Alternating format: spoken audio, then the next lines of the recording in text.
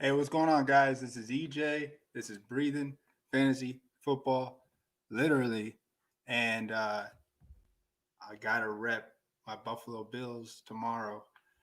As you guys have been watching the stream, I am a diehard Packers fan. But, man, over the past 6, 7 years, I kind of learned to like the Bills a little bit because it's in my family. I love my family. Uh, my wife's side, they're all diehard Bills Mafia. I almost had my buddy DJ. If somehow he could find a way to get the mic to work, I'd love to have him on. DJ's a Bills Mafia, diehard, goes all the way back up there, man. So I love how you guys come together, and I can't wait for Super Wildcard Weekend football. So it's going to be a very interesting week. So as you guys know, this is a stream where I just chill. I'm gonna play some music in the background. I'm actually gonna give a shout out back to DJ. So check this out real quick. I like that video you sent me, and I'm gonna play it for everyone right after I do the intro. Hi.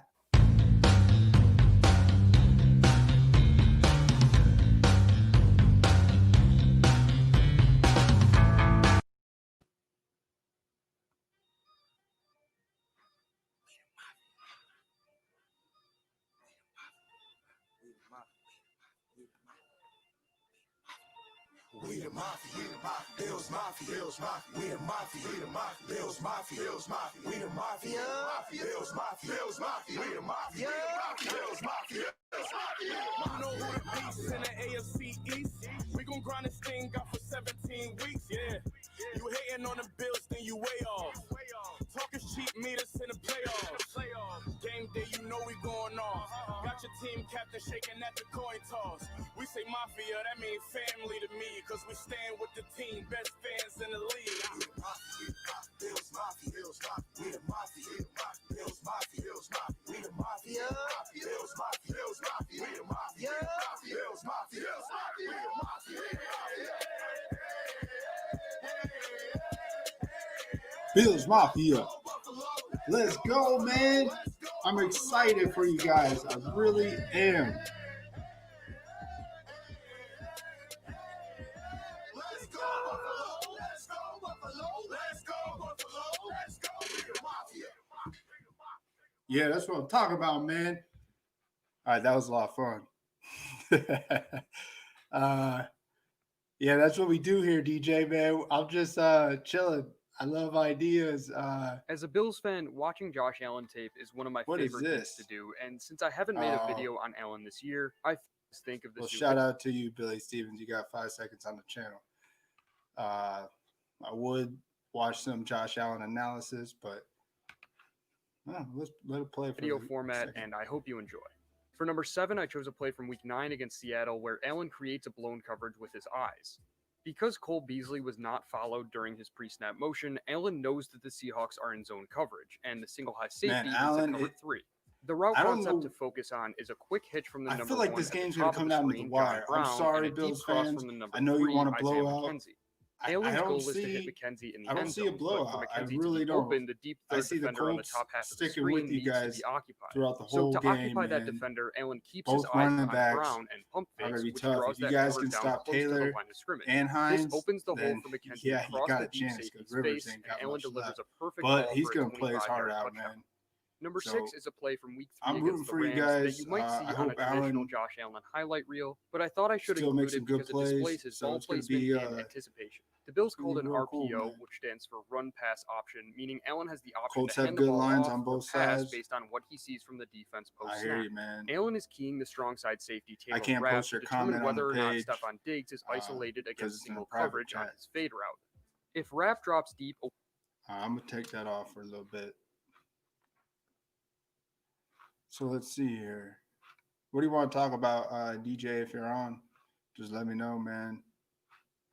But Rivers is a turnover machine also, so we need our secondary to show up. Yeah, man. Is anybody hurt on your guys' side? I usually don't look at the kind of stats like team specific. I kind of just set DraftKings lineups. So I really don't have any other stats to look off. Injuries are very minimal. Yeah, is Cole Beasley's son, is he coming back? We need to stop Taylor tomorrow. Yeah, you do, man. I think you're gonna have to find a way to get some pressure on these guys. Beasley should be good. All right. Yeah, I didn't see his latest updates. I know we had a whole week to recover, 2 weeks now. Have you? I don't know what that is. Yeah. So if you guys are joining, I got my buddy in the private chat. We're talking Buffalo Bills tomorrow. Rivers won't beat us. It'll be our run D that lets up points. Yeah, that's what I'm thinking, man. You probably don't want to see it, but I'm on the Colts running backs. And I'm on both of them for the lineups, man. Like, I feel like we can go and look at all the running backs for at least a Saturday slate, and I could be like, man, these are the two safest options that are overlooked. Using them together, both running backs for the Colts are good plays, I think. And I don't know. I was asking a few of my other DFS friends, and they said I was thinking the same thing. I saw that other people were talking about it, and it's like I wasn't watching any other streams, so I just thought of both of them at the same time. And I'm like, why are we going to overlook Jonathan Taylor now? Just because it's going to be hard to follow up a big performance that he just did. People may think he's chalky. I don't think he's to be as chalky as we expect. I think a lot of people want to be on the Hines route, thinking that Josh Allen's going to air the ball out. You guys get a big lead. And then Hines comes in. Oh, Jake, what's up, man? Yeah, jump on whenever, man. I think I'm going to go to 10 p.m.-ish Eastern time. I'm going to play some music in the background. I just need a rhythm going, man. So I'm going to give a quick little shout out to my buddy Relaxing Music. Much love to you, man. So I just finished a video I put on my YouTube channel, this YouTube channel. I got to get used to differentiating the live stream from the channel because I do two separate things with the channel. I love having this live stream where I'm starting to feel more comfortable talking to you guys. And also I like video editing. So I'm going through making mashup videos of things I do throughout my life with others, friends, family. This latest one I did was an end of the year 2020 review. So I just found clips all over and just made a funny mashup video. Maybe you'll laugh at it, maybe you'll think it's stupid. Whatever it is, it inspired me, and I hope that if you guys watch the video for fun, it's 3 minutes long, maybe it'll make you laugh, or I don't know, just see a different side. And because a lot of this, it's just how it is. The way we see 2020 is everyone's going to remember it as a poopy year. I get it, but man, we could still bring the good moments we had in this past year and then still think 2020 was a good year. That's the way of thinking positive. So I'll leave it on that note. I'll see you guys in a Draftkings lineup. So if you're joining me, you're like, what is the Bills that I got to represent for tomorrow? My Bills Mafia family. Man, DJ, you know any Bills tracks? I'd love to play a Bills track on YouTube, but I don't know any. I'd just be searching. I'm down to listen to some Bills Mafia music, man. Let me know. We'll play it.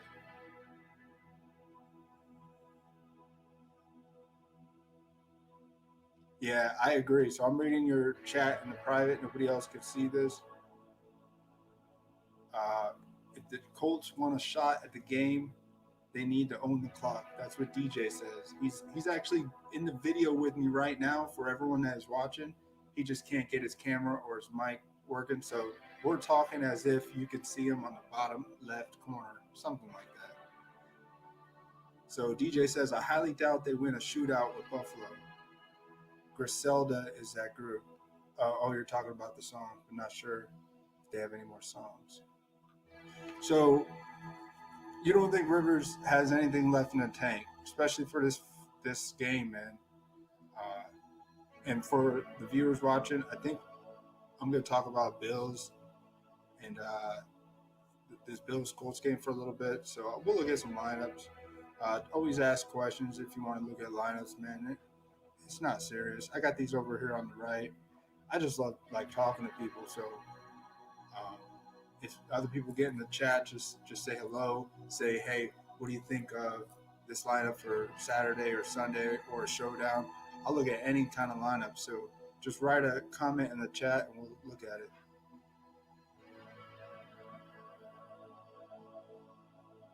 Oh, River blew a 20-point lead against Pittsburgh 2 weeks ago. But he's still. I'm gonna pull it up. I'm gonna show you my crazy Josh Allen lineup here. So this lineup I got.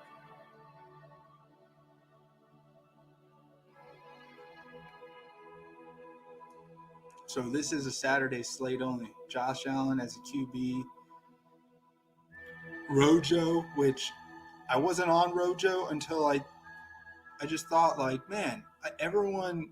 I don't think he's gonna be that high owned. Everyone's on the Brady stack, so I'm gonna try Rojo in a couple lineups. Pairing him with Bucks D, I think it's a pretty safe play, especially if Brady gets 2-3 touchdowns early. They're just gonna run it from there on out, and then Rojo gets his too. So I think this is a blowout. Bucks over the football team. Sorry. Rojo is a good pick. Yeah, man. But here, you're not going to like this. I got Hines. I got your boy Diggs, of course. Antonio Brown is it. You know what I don't like about Antonio Brown is I don't think he's for real yet. I mean, we'll see tomorrow. I think Mike Evans is going to play, but how much he sees the field, I think it's probably going to be like the way Keenan Allen saw the field 3 weeks ago against the Raiders on that Thursday night game. I don't know. Maybe I'm wrong. I mean, maybe Mike Evans has no issues and he just goes out there and he's fine. But I think they're being cautious with him, especially if the Bucks get a big lead. They don't need to force Evans. Yeah, Evans will just be a decoy most likely. Yeah, I agree, man. Dang, DJ, I wish your mic was working, man. I'd love to hear from you and have it be smooth, or red zone target. Yeah, that's what I think will be a big decoy. So finishing up, I got Antonio Brown and then got John Brown. So I got the Brown twins. This pick, you'll be like, what? Yeah, Greg Olsen, man. You want to know why? This is a shout out to Chris, who I don't know if you ever want to join the show, just jump on the chat. Thumbs up, man. This is a shout out to Chris because he told me about Greg Olsen again and why he could be a good play when healthy. I mean, these guys paid this dude like $10+ million a year. What do they say? He may be on a pitch count. This dude ain't going to be on no pitch count. He's the best tight end, the most veteran. If they have a chance of breaking through that Rams defense, this dude's going to be on the field at least half of the tight end snaps. It's just my opinion, of course. But with that being said, the cheapest ticket at $2,500, he's worth the gamble. He's going to play. And Wilson's going to look his way. So I like that play. And then back at Jonathan Taylor, both Colts running backs, and then Bucks D. So to me, this lineup makes sense. I really want to go with a John Wolford stack for the Rams. I really do. We'll just have to play that one. So if you don't know, DJ John Wolford is the quarterback for the Rams. I don't know if he's playing or Goff's playing, but I don't know. He's the cheapest starting quarterback this weekend. And he looks like he's got some feet, some legs. He can run. You would have went with Logan for tight end? I mean, I could go with Logan, but then I got to change up my salary cap. If I go with Logan, I can't get some of these players I really like. These core guys, both Colts, running backs. It's hard. I mean, of course, I could swap out Jonathan Taylor and Olsen and put in Logan Thomas. But then Logan Thomas, if he gets here a TD and the Bucs don't get a defensive TD, I mean, if Thomas gets 2 TDs, yeah, Bucs D won't be that good. I'm kind of hoping. I mean, I think I need a Bucs defensive touchdown for this one to work, but I don't know. I don't like the combination. Oh, you like Cam Akers? Yeah, if he plays, you go with Rams running back.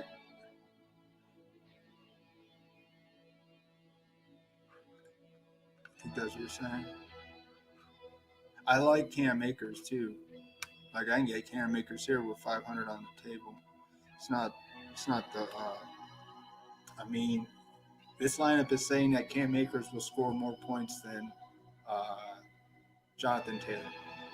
That's what we're trying to say here, because I think Logan Thomas should score more points than Greg Olsen. I think we're all on that same bus. But I don't know, man. Will be a low-scoring run battle if Goff sits. Yeah, that's. Hey DJ, if you want, you can comment on the channel, and then I can post your comment. It's not a big deal. It's just easy to see as well. So we'll see. Oh, no, I got someone on here. Who is this? Hey. Hey, Emerson. Oh, Rose. Oh, my goodness. Thank you for joining. I got you on the big screen here. Look, I'm supporting too. I know. I got my light up hat. Yeah? Well, thank you, Rose, for joining. Happy birthday. Thank you. Happy birthday to you. Well, you have fun riding? Yeah, it was good. He gave Cassie a couple quick steps, but she stayed on, so that's a positive. Yeah. That's good. Did she like the horse she rode? Yeah, she does. Is it like a friend that's at the same stable with you or something? Yeah. Oh, She actually, today when we were out riding with someone else, she actually got permission from another person at the stable to ride their horse. So now she has 2 horses to pick from when she comes to visit. Dang. So that's great. For everyone watching, this is Rose, my sister-in-law, and my wife just went horseback riding with her today. So Rose has a big, beautiful Appaloosa horse. Yeah. One of these days, I'll make a video with him and put him on here. When the Bills win the Super Bowl. Oh, all right, man. My dad's going to ride Dervish bareback wearing a Bills hat. I'm kidding.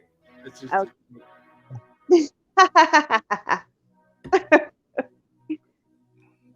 So, Rose, what are your thoughts on this game tomorrow? Who do you think's going to win? The Bill. Duh, believe. Yeah. I'm very. And then a Saturday game for Savannah.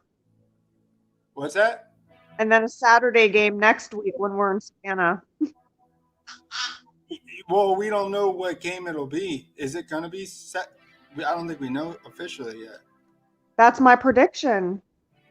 Oh, I see what you're saying. It'll be a Saturday game in Savannah. I don't know if we win this week. Are they really going to give us another 1:00 game next week? That'd be kind of crappy on their part. Powers that be. Who decides who gets what time slot? I honestly don't know how that works, but I'll tell you that if you get 1 p.m. again, it's just that decides it, and you're listening. When the Bills win this week, we don't want a 1:00 game next week.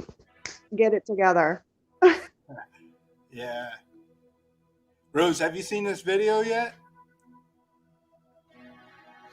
Hold on. I didn't have the right screen up. This video, have you seen this one?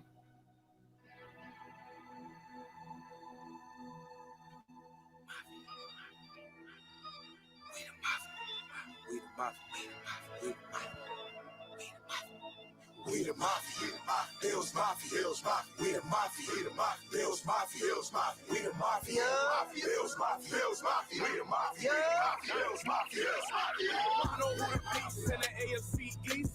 We gon' grind this thing out for 17 weeks, yeah. You hating on the Bills, then you way off. Talking cheap, meet us in the playoffs. Game day, you know we going off. Got your team captain shaking at the coin toss. We say mafia, that means family to me. Cause we stand with the team, best fans in the league. That's not fun. I should no lie.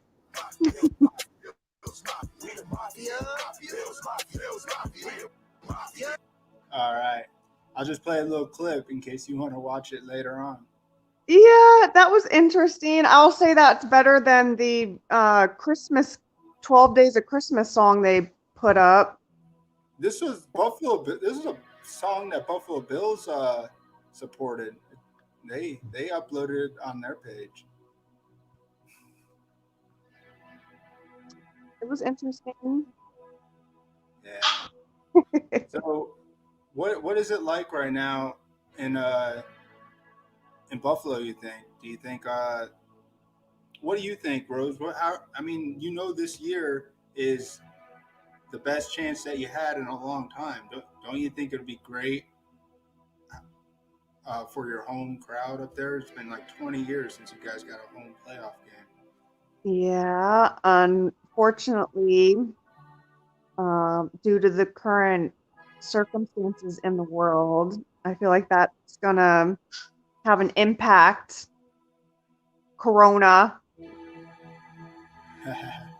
Yeah. Like if that wasn't, they'd be sold out of tables at Walmart and shit would be crazy.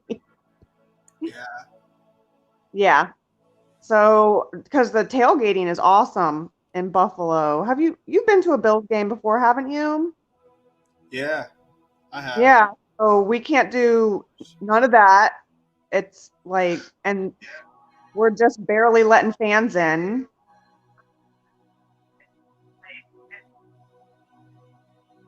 Yeah, I hear you. But I mean, it's like that all over as well with the COVID things. I just think in general, trying to not think about that. I think everyone is very excited to have this. Yeah, it's just not going to be like, it's not going to be normal. I mean, everyone's finding a new normal for it, but it is kind of sad to think like tailgating, and even the Super Bowl, it's like going to be in Tampa this year. So, which is like up the street from me right now. I know that totally sucks if Packers and Bills are in the Super Bowl and we really can't even go. Not like I would pay the tickets to go, but with the but like you said, like the tailgating. Yeah, that would be a fun experience. Yeah, you can at least. So yeah, you're not going to spend the $6,000 for a seat in Raymond James Stadium, but you could be outside, in the local bar or something. Which, I mean, at least I feel like we're lucky that Florida is pretty relaxed with quite a few things, so we could probably still go and enjoy the Super Bowl to like some extent. Yeah, of course, we would definitely do something together. Yeah. I'm gonna try my best to watch the game tomorrow. I work until 4 p.m., but I don't know what to expect because I'd like to watch it with your mom, and I think Cassie said she's gonna watch it as well. Yes, Cassie did say. I was trying to convince her to stay, but she's speeding home to you. Oh, all right. Well, I hope she's trying to watch the game tomorrow with Mom, but I'll record it. Watch it with her. Huh? No, I said someone has to watch it with her. Yeah. Tinkerbell has an opinion too. Yeah. What's Jason up to? Can you hear her barking? Yeah, I love it. Nobody else knows that bark except us. What serene background noise for you. Yeah. I got a couple of buddies in this chat as well that are Bills fans, and Dolphins fan, so I won't put him on here. I know you don't want to see a Dolphins fan. Sorry, Pete. He's in the background. Well, it was nice shutting our division out this year. Yeah, dang. Well, hold on, Pete, you want to say hello to Rose? Anything you want to say, brother? You turned the mic off. I can't. Oh, hey, my bad. I'm sorry, I was on mute. Yeah, can you guys hear me good? Yeah. What's up, hey, EJ? Rose, this is Pete. We talked the fantasy football stuff over the past few months. So he's down in there in Miami, and he's a diehard Dolphins fan. So much love to both organizations. I'm just glad to see someone else win besides the Patriots. I mean, that's really what it comes down to. Yeah, you and the rest of the country. No, I actually I think the Bills have a good chance of winning this game. As a country, but I feel like a lot of people would agree on that. What is that, Rose? I said right now we might be really divided as a country, but I feel like a lot of people would agree on they're happy not seeing the Patriots. Yes. That would be the most thing we agree on. Hey, DJ, are you on, man? Oh, this is my bro, DJ. He's a diehard Bills Mafia. Oh, man, I'm getting filled up with Bills fans here. Hey, you know what? I actually like what you guys are going to have going on tomorrow. I do have a high feeling Josh Allen is hard to rush Josh Allen. No matter how good that D-line is, it's really hard to put pressure because he's so mobile. So he can either stay in the pocket and pass, or if you try to contain him, he's going to be in the pocket passing comfortably. And then if you just rush at him, he's going to run all over you. So Josh Allen is a big problem in these playoffs, and I see you guys winning. I would say something like 31, maybe 20, maybe 31-27, and the Colts get some sort of late score to make it seem like it was a lot closer than what it was. But I can see something like 31-20 late into the fourth quarter. Yeah. Well, that's a good that's kind of what I was feeling too, man. I think it's going to be a closer game than what the Bills have been doing. They've been blowing everyone out. They have, man. It's close games, like the Chiefs. That was a close game, I thought. I think we had like 3 or 4 super ones. Rose, you guys should be like, you guys should have won like the last 10 games. That last loss was a fluke loss. You guys are the hottest team in the NFL right now. Hands down. Everyone will admit that. That Houston Texans Hail Mary, man. I'm not Texans, Cardinals Hail Mary. I'm thinking of DeAndre Hopkins. Yeah. Without that Hail Mary touchdown, you guys would be like undefeated right now, right? Oh, shit. It's tough on these things. You can't trouble. Yeah. My bad. I shouldn't be on these things. Is that my mic, EJ? Oh, I don't know, man. Maybe it's Rose. I'm not sure. With the mic. Yeah, DJ said y'all lost to Kansas City, Tennessee. So man. Yeah, the Cardinals one was rough though because we had our own, like, if I remember correctly, I feel like we had our own Hail Mary pass to like take the lead, and then they came back with. So it was, yeah, it was rough. That one was rough. Remind us what happened in that Kansas City. What happened in that Kansas City and Tennessee loss? Yeah, we played like I shit. honestly don't remember. Well, was it like Derrick Henry went crazy, or Buffalo played like shit? DJ, I mean, that guy, he ran all over. That guy's a beast. Like, he was born for the NFL. I mean, you got to give credit where credit's due. No, some guys are born for the NFL. He looks different. Tennessee's very stoppable. Yeah. But I'm talking about that player. I'm not talking about Tennessee as a team. I'm You can't stop Derek. There's no stopping Derrick Henry. You got to let him get him. He's gonna get 100 yards. He's gonna get 100 yards on everybody, and that you just got to stop fucking Ryan Tannehill. Oh, so you can cry. you just got to stop him in the red zone. But as for Buffalo and the Colts, Buffalo gonna win that game easily, right? I don't know about easily. Phillip Rivers just so goddamn streaky, dude. He could go either way, man. He either is a turnover machine or he could light it up. But he's getting old, and that's what I'm saying. He blew that big lead against Pittsburgh, bro. He looked horrible. So I just don't think they got the firepower to hang with us. You see, what I think is they're gonna try to use the run, and Buffalo's gonna stack the box. I got a feeling, Josh Allen, you guys are gonna score early and often. You know, like if let's say Buffalo gets ball first, you guys are gonna go down and score a touchdown. And if Colts go down and they don't score, and then you guys punt, get the ball again and score again, this game could get out of hand early. Yeah, that's the way I see it going right there. Yep. Indy's only chance is to they absolutely have to dominate the clock. If they do if they don't dominate the clock, dude, it is a guaranteed loss for them. And what happened last week when you guys just dismantled my Dolphins? Who rested in that game? Ed Oliver, Zach Moss, Devin Singletary. Devin Singletary got 3 carries. Zach Moss got 3 carries. Ed Oliver didn't even play. Who was the other? Jerry Hughes.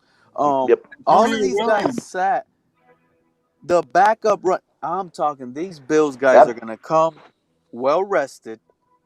And that's ready to put up a lot of points, bro. Yeah, we're tough right now, man. We're just playing good in all 3 phases of the game: special teams, offense, and defense. I mean, this is the best football you could play going into the playoffs, and that's just what you want your team. Whether it be the Dolphins, the Bills, the Packers, you want to see your team playing good at all 3 phases heading into the playoffs. Yep. I mean, I'm with you, Bills, tonight. As much as I kind of hate you guys for knocking us out of the playoffs, but it's facts is facts when it comes to sports. Yeah. Oh yeah, man. You hate to hate a team, but you got to give them the respect at the same time that they deserve. 100%. Josh Allen is that man right now.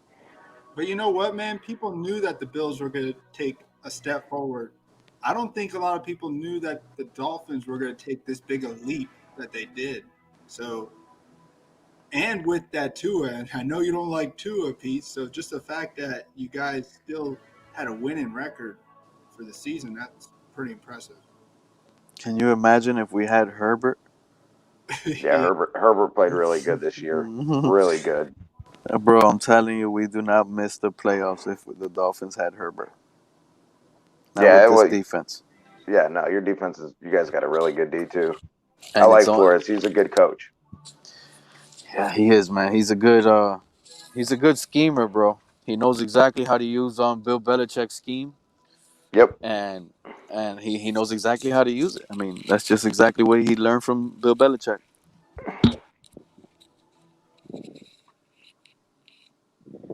But what is some of the concerns you guys have other than the running game? Because Tre'Davious White even sat, bro. I don't even think you Bills fans are concerned of anything right now on this Colts roster.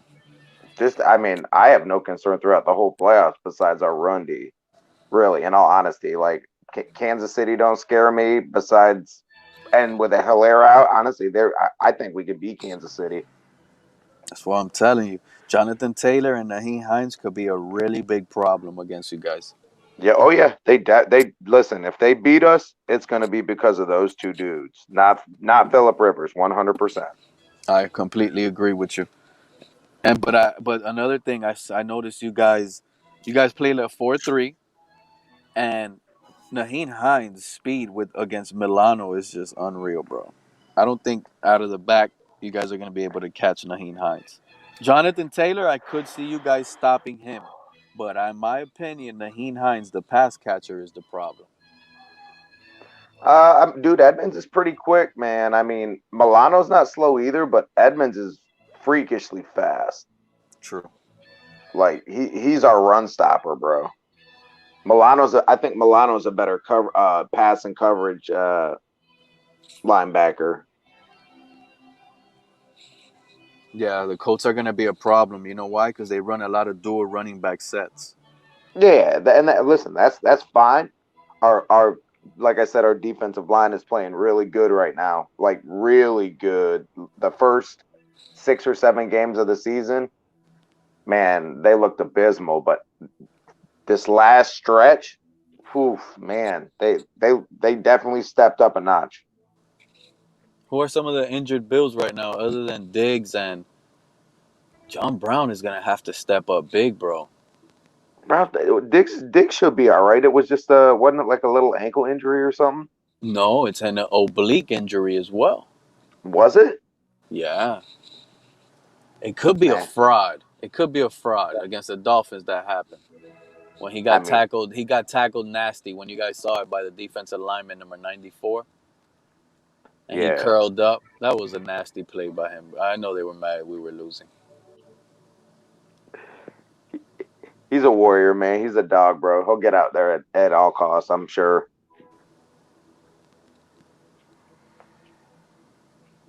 Hey, Rose, I know we're being pretty quiet, but you're welcome to stay as long as you want. You will never offend me if you leave. You don't have to leave. You can stay, you can talk.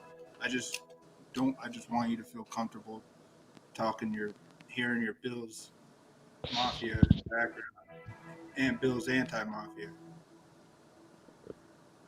with Pete there. I had it muted so you would have to listen to Tinkerbell. Oh,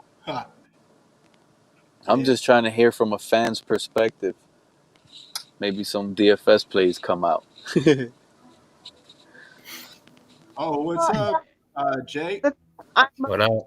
I'd have to say the thing I'm most worried about is what sauce I'm going to put on my chicken wings tomorrow. I might have to be the one that calms this chat down when AFC Championship game comes around if Jake and the Bills are up here. Got two countries. Oh, yeah. Quit my camera. My husband's a Chiefs fan. Oh, Jake, that's my sister-in-law that I was telling you about. They're diehard Chiefs fans. Well, she's a Bills fan, but yeah, that's who I was talking about. Oh, the flag there. Nice, love it. Yeah, man. So we've been mostly just BS, and we haven't really looked at a lineup. I looked at one for a little bit. DJ's doing lineups, and how about Rose? Nah, I'm not doing it. I haven't done any fantasy Draftkings or anything like that this year, man. I probably should have got in on it, but I didn't. You know what? Hold on, EJ, you said something earlier, bro. When the Bills go to the Super Bowl in Tampa, it's down the street. You know why we're all gonna go there? Because we're gonna win that DraftKings lineup. It's happening. This is the week. Let's get it. Tickets if you win the lineup or something? If we win the millie, everybody here is going to the Super Bowl. Either Chiefs, Bills, whoever. Right? It's down the street. Seriously. Shit, my brother's got a hotel. Moose got a hotel room comped at the Hard Rock for the weekend, man. Your brother's going too. So, Rose, just so you understand, what this whole stream is about is we talk fantasy football, but we set DraftKings lineups. So that's where we're going through the players, and we're trying to make the most optimal lineup because there's a salary cap. So we want to find some Bills players, some players from other teams, and we want to have the best lineup because first place is a lot of money, man. And it's not a big risk. Yeah, some of these contests cost $5, $10, $20, but the reward, it's kind of like a lottery ticket. So that's what we're trying to do here. With less people, right? A lottery ticket with a lot of less people. Mm-hmm. Yeah. So that's how this stream was kind of born, at least from my way over here. Yeah, me too. Just finding random DFS guys that share the same thoughts and opinions and trying to get it together.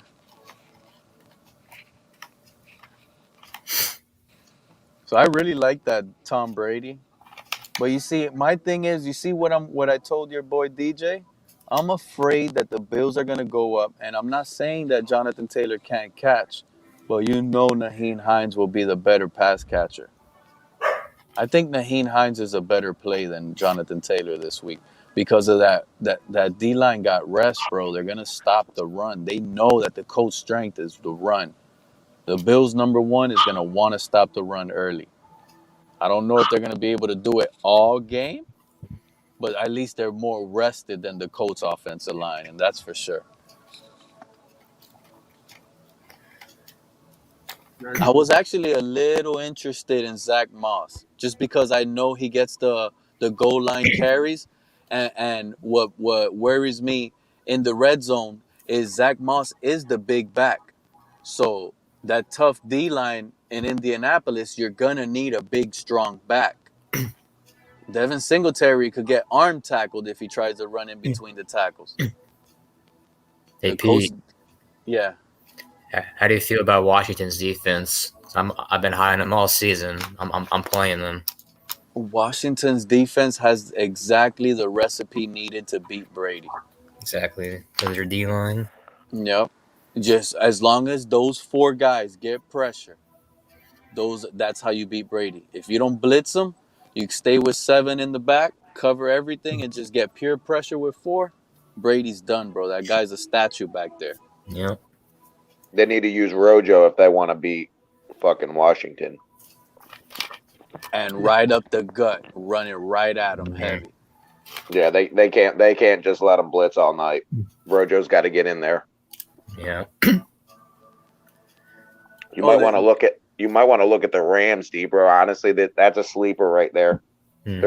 They're 6-2 against Seattle with McVay versus Pete Carroll. They're really good. They play them tough every time. Yeah, that would be a low-scoring game probably. I agree with you, bro, because Jalen Ramsey always completely by himself takes out Metcalf. Yep. So that's a sneaky D play. I mean, I haven't seen what the costs are for your guys' D this week's, but I mean, honestly, it's a pretty much a roll of the dice on all 3. Right now, the Rams feel like the only way they're gonna win is because of their defense.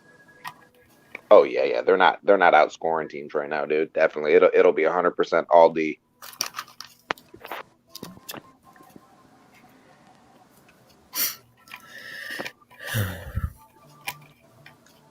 Yeah. So, man, but Jake, what if we watch that game and Brady gets 3 touchdowns by the first half? Man? I mean, it wouldn't surprise me, but I don't know. I've been behind him all year, and he came in clutch for me on at least DFS wise, so I'm sticking with him. For sure, Chris Godwin, I think, is the matchup to watch. On the left, that's where you're gonna beat Washington. Deep, slants, anything, bro. It looks like Godwin is gonna be needed for sure. I mean, for 2,400, I mean that's hard to pass up for me. Yeah, it's cheap. That's real cheap. For what price? For who? The Washington's defense, it's like 2,400. Yeah, I agree. And you can count on Washington defense possibly for 2 sacks, but Brady gets rid of the ball quick. Mm-hmm. Yeah. I mean, if they get any kind of score for Washington's D, they definitely cover your 2,400 all day. 100%. Even they only get like 6 points, I'll take it. Yeah, dude, they cover 10 full with a score, and that they very well could, because Tampa's going to throw the ball a lot. That's true, bro, and I don't see the Rams could possibly throw the ball a lot too. But the Seahawks, do you trust them getting any turnovers? Man, I don't trust Seattle's defense. They haven't been good all year, man. Washington is good at defense, bro. I read a thing that Seattle had the 6th best defense over the last 8 weeks. Really? Ever since they picked up Jamal. from the Bengals, Dunlap or whatever. Oh, Dunlap. Yeah. He's a beast, dude. He's good. Yeah, he is. I'm glad that guy's on a winning team. Yeah, he's a monster. Dude, the Bengals could be a really good team, man. Them picking up Burrow, he looked good before he got hurt too. They got a lot of things to look forward to. Yep. That is true.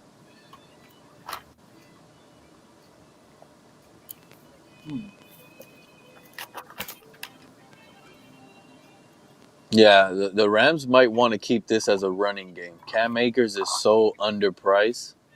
He is. You guys don't think Cam Akers is underpriced for his type of volume?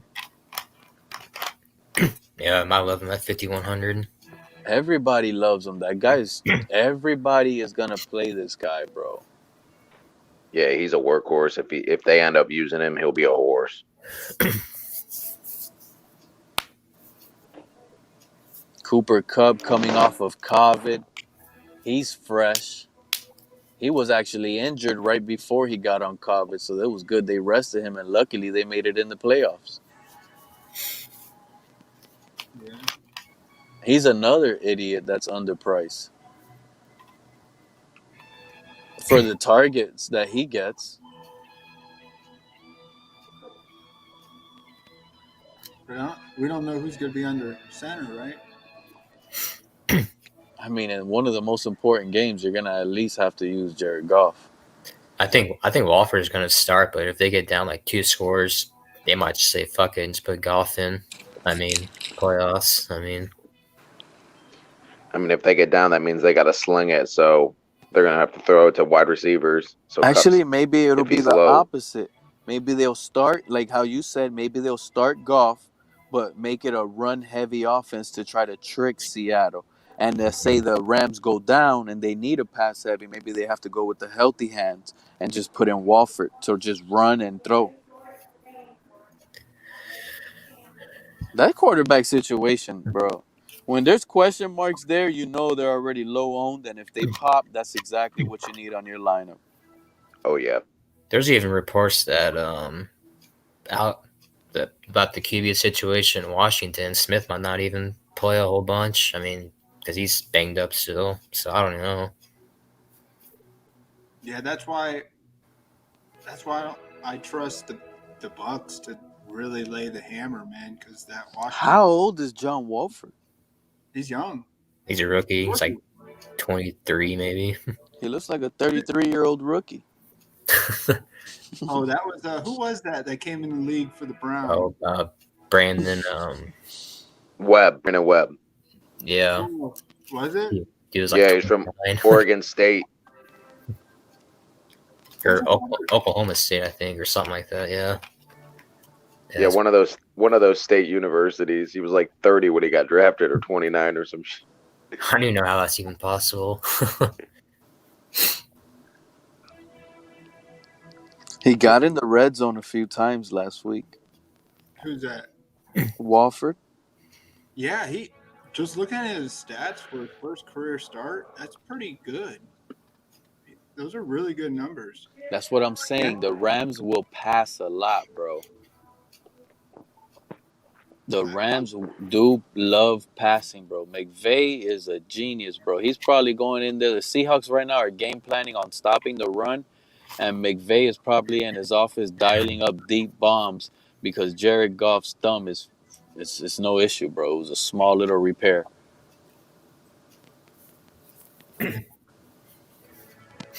To me, at least, the safe bet will be Josh Allen. The best gamble, the safe bets are Josh Allen and Tom Brady. And the best gamble, if he starts, will be Jared Goff, bro. I really don't like none of those other guys. That's the way I'm seeing it, at least at the quarterback position.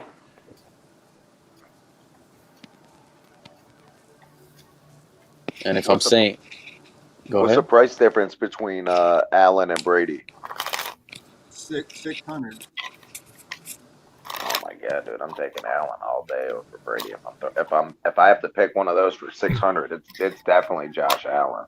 Exactly. And that's not just being a Bills fan. Like, to be 100, Washington has a way better D than Indianapolis, and Allen has been playing way better than Brady.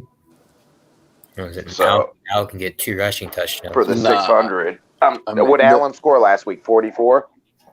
Maybe what the best thing to do on this slate, what you're going is just stacking Bills and Tampa players, bro, because those guys are gonna score. Yeah, that's what I was thinking. Just get as many Bills and Tampa players on the lineup right now. Nah, you don't want a heavy stack like that. That could kill you. Yeah, but try to offset some of that cost with Josh Allen with going with like Washington's D. So you take the low value D. But you could play Washington's D and Brady. That's nuts though. You really, because think Brady's gonna throw it a lot regardless. If that guy fumbles, strip sack, touchdown, pick 6, touchdown, it could happen. Brady's capable of having 5 touchdown passes and 4 interceptions in this pass-heavy, desperate game.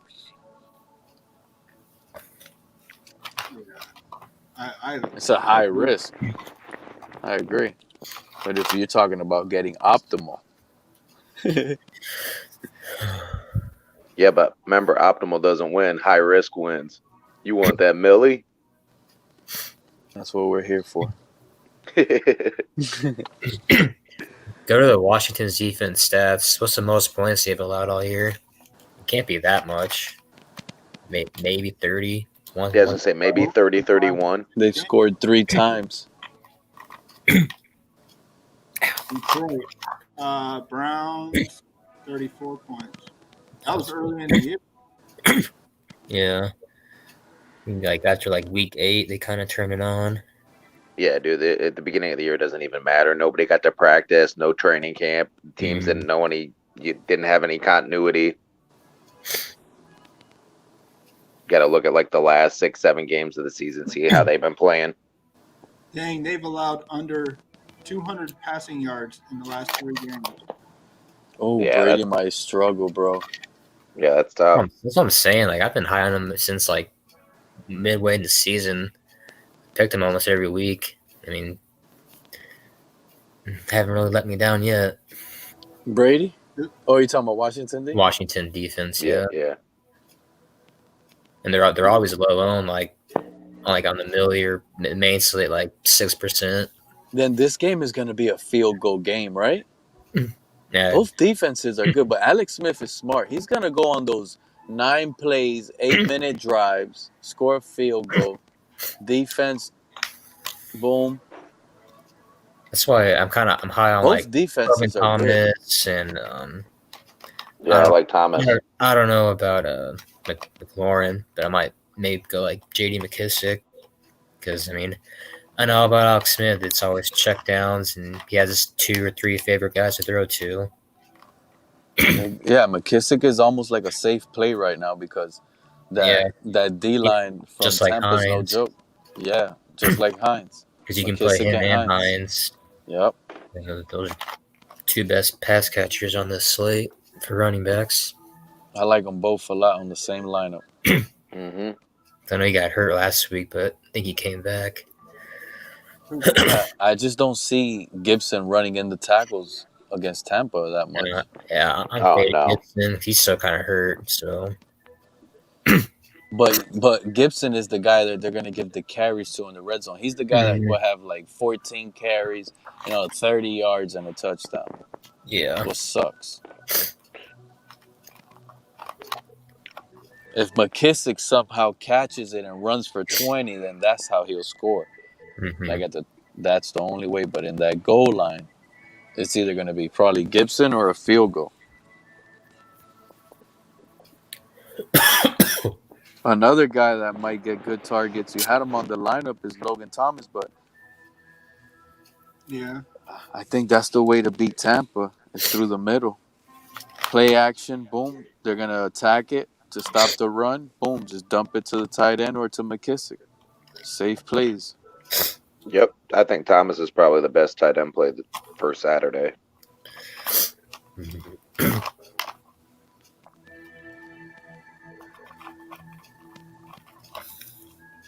This is a young descendant running back they're going to be going against. They have to go all out on him, Antonio Gibson. But he's coming off that turf toe. He could get out. He could get injured at any point of the game. That's tough. Tight end I'm looking at is Greg Olsen. I love Greg Olsen. Cass, don't even talk about Greg Olsen. If you guys want to win the millie, that guy's not going to be on the lineup. He catches a touchdown. This dude will be on. He will be if you play him. No, bro. Points, you got to see that guy run routes, and then you got to see. But hey, if he honestly wins, I don't care. But look, you're right, EJ. If that guy just sells like he's blocking, and he evades the block, and he'll be wide open in the 1-2 yard line. You'll get a 2-yard touchdown. 1 catch, 2 yards, and a touchdown. The Seahawks have used like 8 tight ends all year. It's crazy. And they're gonna use them again, and all their running backs, they have to. Yeah. I don't like anyone on Seattle. Yeah. Nobody's gonna be like the main guy, other than maybe a Tyler Lockett fading off of Metcalf. Yeah. Hey DJ, what do you think about Dawson Knox? If somehow you wanted to go cheap at tight end here, man, game? Buffalo's tough with tight ends, man. They use that. They rotate Knox, Lee Smith, and I can't even think of who the other one is. There's another one that they rotate a lot. I'll tell you.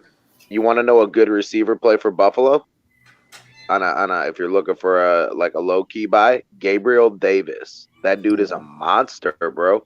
I know you saw him last week with Miami, bro. He could get I up. played him already a few times this season when John Brown was down, bro. He's let me down, but he is a good player.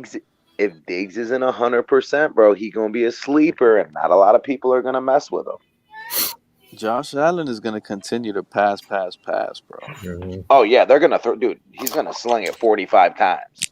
45. And run it. Yeah, and run it. He gets his. It's just who's going to get it if Diggs isn't there or, Diggs isn't 100. Babyface Allen wants a championship, too, so they could crown him a man already, right? Shit, he wants that statue in Buffalo. Mm-hmm. He's the man, bro. I gotta admit. Yeah, he took a big leap this year, man. He definitely. No. But the thing is, you don't understand, bro. Me and my boy down the street we admitted it. His rookie year, he had a bad season. The rookie year to a lot of people, 10 touchdowns, 12 interceptions. But you knew your roster that year. It was all on Josh Allen's shoulders, and he performed. Diggs was a big addition this year, man, and it just shows you what a number one receiver does to a team that needs it that bad, like we did. A true number one receiver, not some half-ass number one. I'll be honest with you, bro. Just drafting Justin. Hey, what's up, Cass? Tell Cass I said hello, Em. No, I will. Sorry about interrupting. No, I haven't seen her in a while, man. I need to stop by the house here soon. Yeah, man. I'm gonna go on mute for a minute or two. Y'all can chat. Okay, you're gonna miss out on the $1 million talk. No, I can hear you. Oh, okay. Yo, if he doesn't get the millie for his lineup, it's not our fault. It's totally my fault. It's a tough 3 games to pick, man. No, I mean, one thing I could honestly say about all of us that we've agreed upon, and we should take notice of this, is we all like Buffalo and Tampa. Let's put our money on Buffalo and Tampa players. It's not a bad idea to stack it like that and figure out the monsters in that game. Because it's not about winning the game at the end of the day. No. It's about points and fantasy points. So if Brady's going to pass a lot, Godwin is going to have 9 catches, 140 yards, and he doesn't even need a touchdown at that point.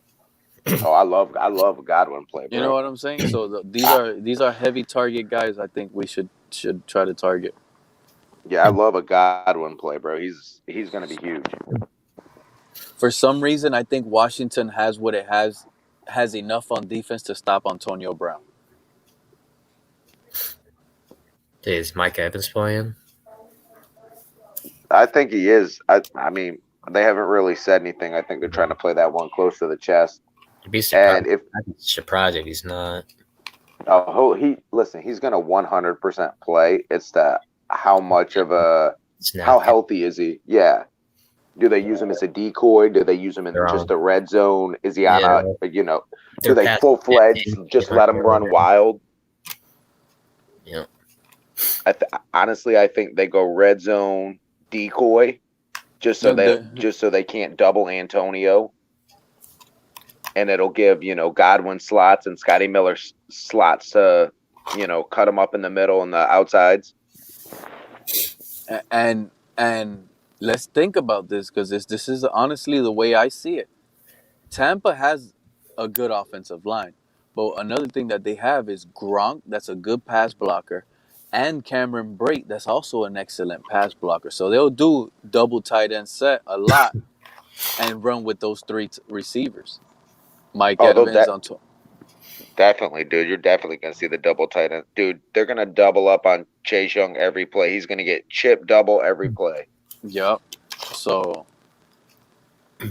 thinking about it like that, Godwin is going to eat. Godwin is going to eat. Maybe Antonio Brown, if he's in that one-on-one matchup. I just don't like it. I don't trust Antonio Brown. No, I like Godwin better. If you're taking a pick on one of them, I go Godwin. Godwin and Gronk. Just like you said, off a chip block, Gronk will be wide open. Off a play action. What's the value difference between Gronk and like Logan Thomas? Logan Thomas is more expensive. I think it's like 1,000. Is it? He's a K more. For sure. No, he's not a K more. He's like a few hundred more. No, he's 4,900. Damn, yeah, he's up there, dude. He's 49. Gronk's 35 or 39. Yeah. It's Gronk, bro. You could get two of them. It's a lot of passing coming out of Tampa. Yeah, and again, like you said, all he needs is a score. He can hit a 5-yard dunk off a chip block and get in.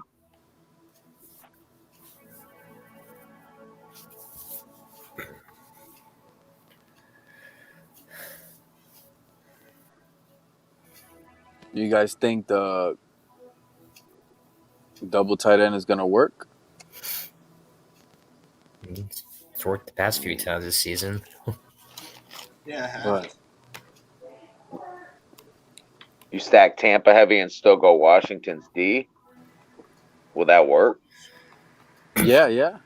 Okay. I didn't do Draftkings all this year, so it's been a minute for me. So again, you gotta keep me in line here a little bit. The book will say not to, but you can't take in 4 or 5 sacks and a defensive touchdown away from a team that could easily put there.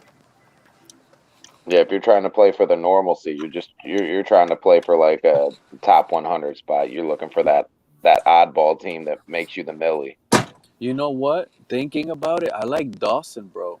I know that what you said is right about all those tight ends, but you guys invested in Dawson. So if you guys are blowing out the Colts in the red zone, Allen wants easy touchdowns, bro. And I could see the Bills in the red zone a lot. Knox gets in there. He could get a score, especially with a banged-up Diggs. He could be used a little more now. The only thing that worries me is he's got freaking stone hands sometimes. Yeah, but he has he's fast, bro, and he breaks tackles once that ball is in his hands. Oh yeah, dude, he can definitely run some people over, bro. Go watch the Cincinnati game. He's nasty, bro. Yeah, I like that dude, bro. He just doesn't get it's the targets he doesn't get, man. He gets maybe 3 or 4 targets, 5 targets tops a game. No. That I agree. It's always up and down with this guy. Yeah. But what I'm saying is, if you get Gronk in a pass-heavy script, do you actually see Gronk getting open? Or if you get Dawson Knox in a heavy game script, Dawson Knox can at least run and get open. Gronk is not getting open, bro. The only reason he's getting open is off the play action because they're playing from ahead. He's only been getting the same amount of targets, 3 or 4. Go look at his game log. He gets wide open targets, bro. It's like, somebody, a tight end that's needed is probably Logan Thomas, right? Logan Thomas definitely the most active tight end. He's going to get the most looks, the most everything. I just can't stand this guy, bro. Only because he came in as a quarterback. I mean, I can't hate on him, dude. He's played pretty good all season. I mean, yeah, that's true. Look at his stats. Basically, they're Travis Kelce on that team. I mean, look at the targets. Yeah, I mean, sometimes you got to go on a production-based level.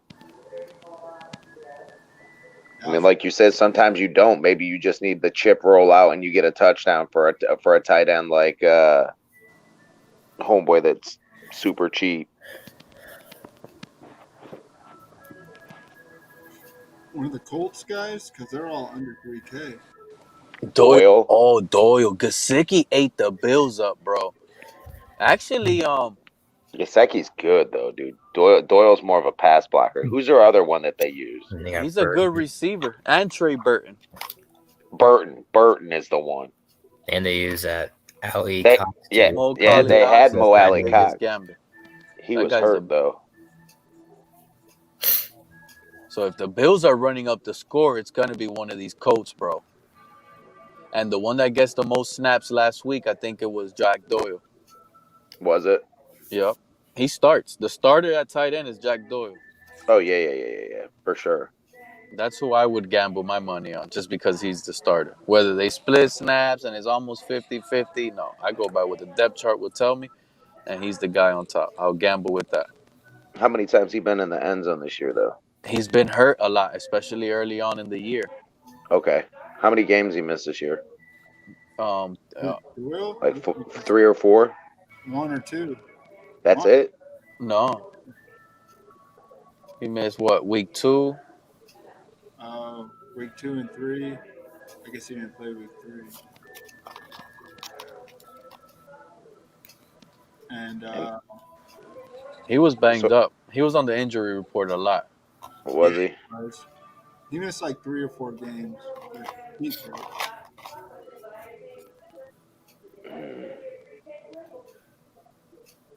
I wouldn't play this guy. I'd rather play Greg Olsen over a Colts tight end. I'm sorry. I mean, like you said, for the risk, I guess if Olsen can break a chip and gets in, that's a high risk play. Yeah, that's the EJ's guy. That's the EJ stuff. Hey, listen, sometimes that's what it takes, dude. If you would hear his stream last week, this guy was all over Isaiah McKenzie. The guy comes out, scores 3 touchdowns, bro. Bro, Isaiah McKenzie is man, that he can burn it. he's never used and he scores. Bro, he can burn it, but I don't know if I could ever put him in a lineup. Right, bro? They never used it. It's not crazy. He's crazy. He was all over it, bro. He couldn't stop talking about this guy. I love EJ, bro. Even before the Isaiah McKenzie, bro, I called him, bro. He is the EJ. On your time off, you need to go be an NFL scout. Go be a scout for these small schools and turn one of these small schools into a big school, bro. You got the eye. You'll get all the talent out of Miami and build one of these small schools to a contender. Right, a powerhouse. He'll get all the overlooked guys and turn them into stars, bro. I love it. He called the Lynn Bowden play before Draftkings even knew who Lynn Bowden was. Yeah. But my problem is I couldn't get off Lynn Bowden. He didn't do anything else. Oh, shit. It's funny. Yeah, but I was telling Jake, I put the Packers fullback backup tight end in a lineup last week, and he scored a touchdown.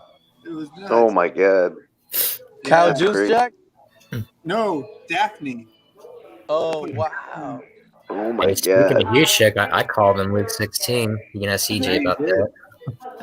Yeah. Oh, yeah, with Hilaire going down, dude, Juszczyk's going to be – they're going to use him a lot. That's No, Ron. No, Juszczyk is that's the 49ers. Oh, 49ers, not – that's right. I was thinking – but Hilaire, though, he's coming back, though, for playoffs. I was thinking Sherman for some reason. Yeah, we don't use Sherman anymore. Yeah, no. He's special teams. I don't even know why we still have him, to be honest.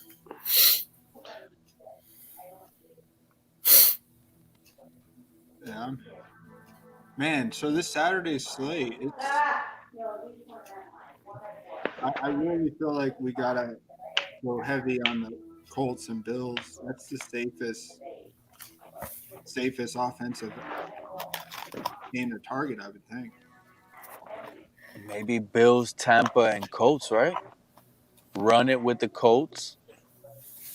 Pass it with the Bills and a receiver or two, because honestly, bro, that Rams, Seahawks, Tampa, Washington, both games look like they can possibly be low scoring. All three of these games look like they can possibly be low scoring, except Buffalo, but they're going against a tough defense.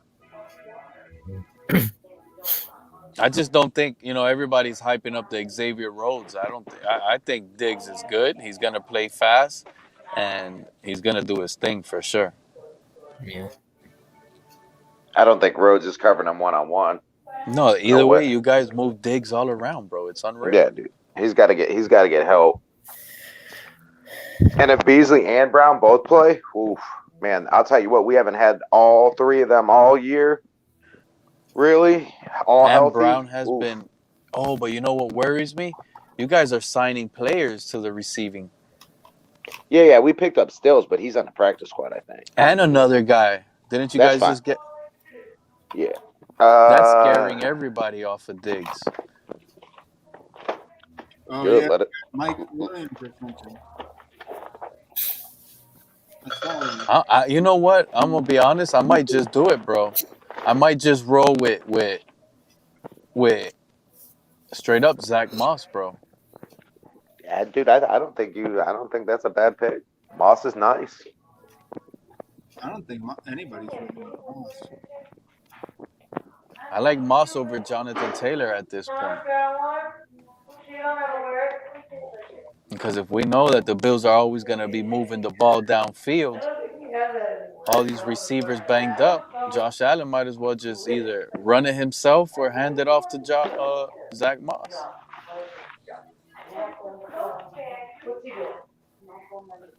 Man, I think this guy will be under 10% owned, maybe 6 or 7. And especially if they look at that guy's game log and be like, 3 carries. Oh, my God, I'm not playing this guy. They'll be like, that's even more of an advantage.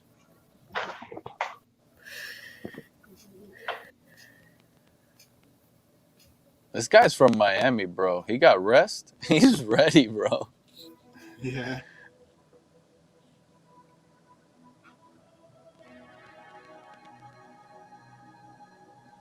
Chris Carson is a better play than Zach Moss. He'll have way more, but do you really trust it?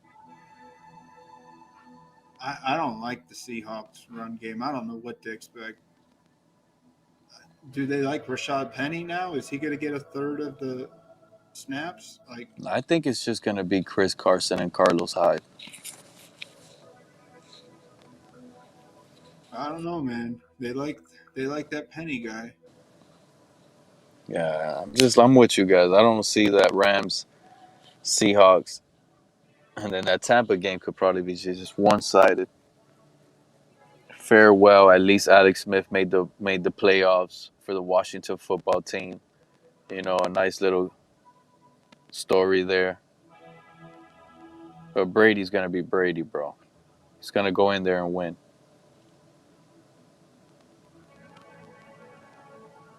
Yeah, that's true. That's why I want to play the Washington defense. But man, it's Brady in the playoffs is something that you just want to stay away from. Yeah, my only concern is how many points is Washington gonna actually put up? You know, like to actually, Tampa's defense is no joke. So how many points is Washington going to actually put up? This is going to be an easy win for Brady.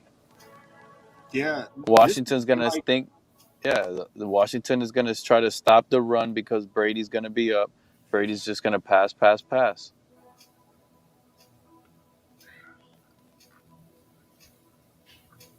Yeah. Oh, my buddy DJ said thanks for chatting. He appreciated it. So DJ to stay safe out there, man. Yeah.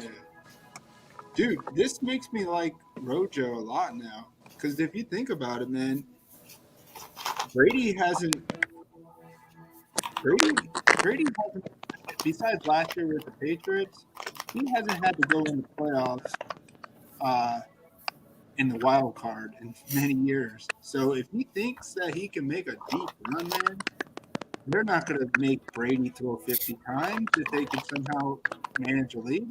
They're going to conserve Brady. They know that they got to give this guy a balanced game. I mean, of course he can throw for 50 times, but they know that Brady can't throw for 50 times every game and going into Super Bowl. Like, I just don't see that. And who are the two running backs that got rest, EJ? Ronald Jones. He's fully rested. He hasn't been used lately because of his finger and whatever. He played last week. Yeah. And did phenomenal. Look, he had 3 weeks of rest. Last week was his warm-up game. Yeah. It could be Zach Moss and Ronald Jones, bro.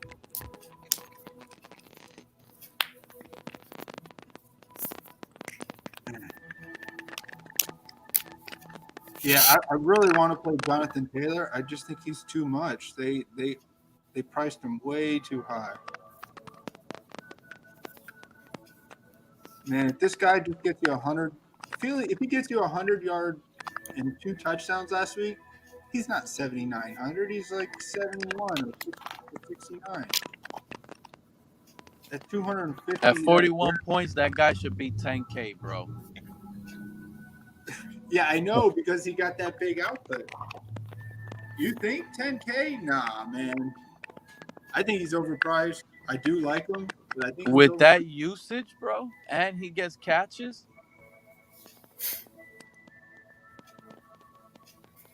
But he's not used to this in the NFL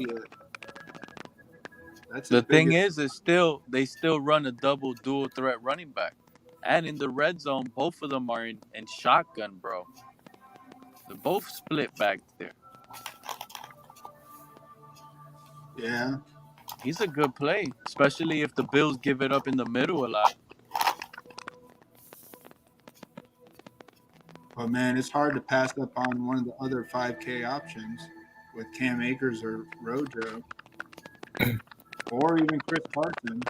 And he said Zach Moss. I like Zach Moss because Zach Moss and Ronald Jones, to me, seem like they're going to be in the red zone. More than the other teams. I think you can pair Zach Moss with Hines. You can do that correlation.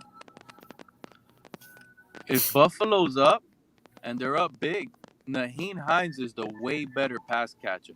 Jonathan Taylor can do it. He can catch, but not as good as Nyheim Hines.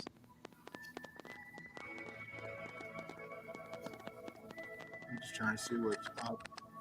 Man, every lineup I made, I've never taken Diggs out. Can you? Yeah, I wouldn't take out Diggs or Godwin, right? Yeah, that's so hard. Are these guys locks? Like, are they just? I mean, if you're making multiple lineups, I mean, you can probably fade Diggs in like one just to be safe because you never know. So yeah, that fall. Yeah, but Diggs is all they really have.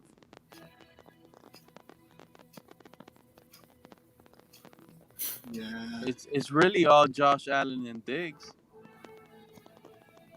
and that running game of Josh Allen and Zach Moss.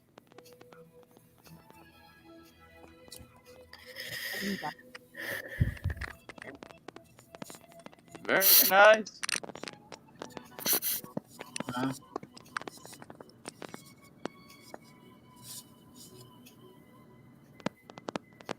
But these are the injuries?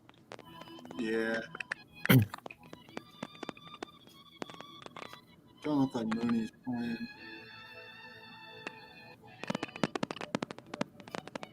Hey, what's up, Dan Williams? Hey, thanks for joining. I saw your comments on the previous video.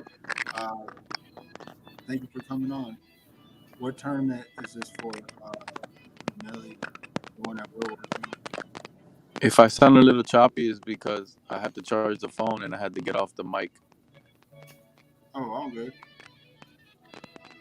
What do you want with ownership percentage, though? I mean, I was giving my takes on some guys that nobody's going to own.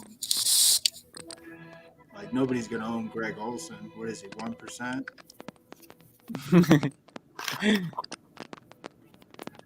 I Moss is a low owned, too. When you look at the tight end position, it looks like a punt position anyways. Nobody's really there like a real heavy threat. No.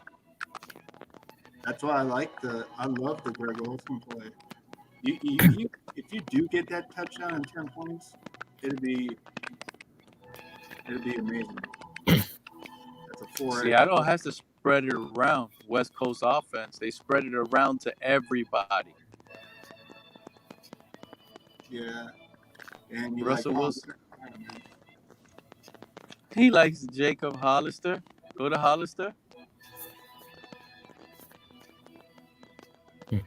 The Bills are terrible versus tight ends as well, Dan. Let me find this dude. I mean, he's the starter. Now Olsen back. Yeah, but Greg Olsen hasn't played in the last 6 games. He's the starter.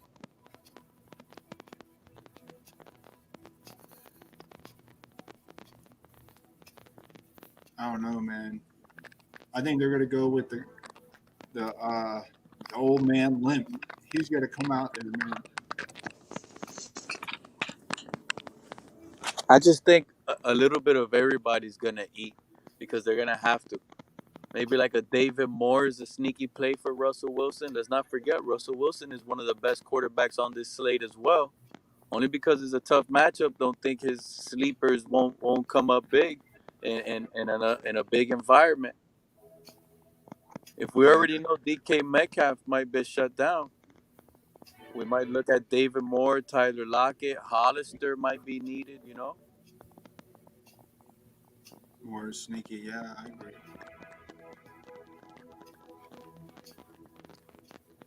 But man,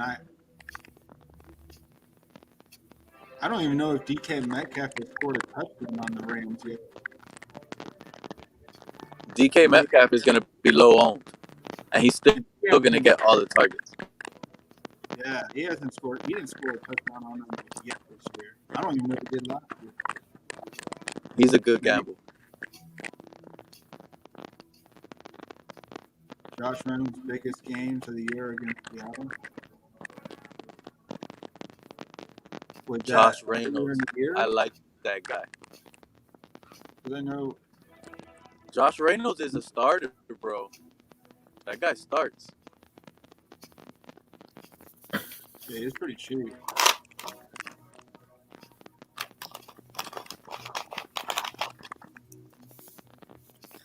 Yeah, it's a pretty good game. You look at his picture, you don't think he's good, bro, but that guy's big, bro. He's good. Yeah.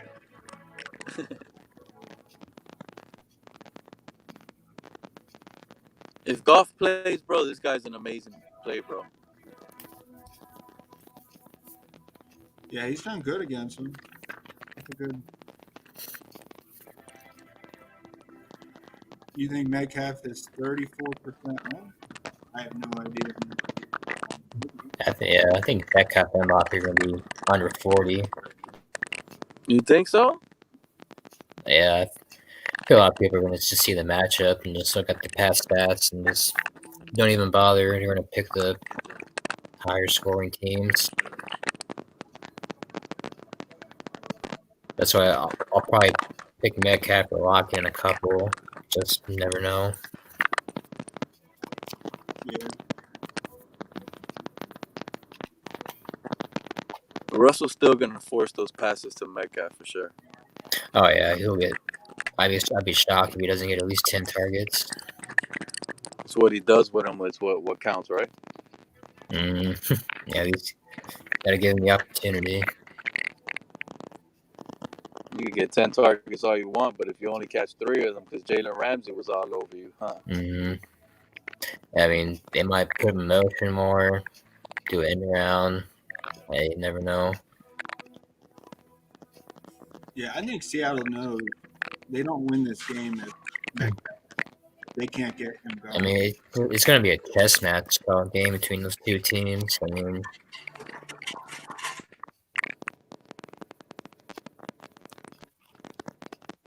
for some reason, I still want to say if Goff plays, the Rams have the better defense and the better offense at least. The only thing that's against them is that they're on the road, right? Yeah, they're on the road. I don't think Goff's playing. Man. Cooper Kupp is low owned. Bro, if Cooper Kupp is low owned, put that guy on your lineup right now, EJ. Right under Godwin. Just like that, bro. Figure out the rest, bro. You can leave Cam Akers, bro. Off the play action, that'll be the best thing ever, bro. Cooper Kupp is going to get everything out of the slot. Jamal Adams can't cover a tight end, bro. You think that guy will be able to cover Cooper Kupp? hey, EJ, I'm going to hop off the stream. All right, brother. Yeah, Hey, Jake, you have a good one, bro. You too, man. Good luck tomorrow and Sunday. Yeah, thank you, Jake. You too, brother. Yep. Sunday, I already know what I'm putting on. I'll send you on my lineup tonight or tomorrow morning. So. All good, man. All right. See ya. All right, brother. See you. I can't believe Cooper Kupp is low owned. I thought he was going to be high owned, bro. I mean, I don't have an instinct to start him. So even with Walford, I like it. I love Walford if he plays. I really do. I just look at those numbers, and that is impressive. In a must-win game, he did enough for his first NFL starter. I think everybody got four catches. Like there was like 6 guys that got 4 catches. So I think that's good to see a quarterback spread the ball around for his first start.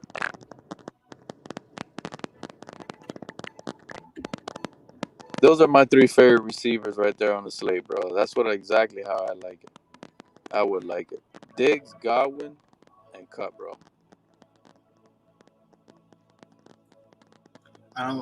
You think you could play Akers and Kupp together in a lineup? You could.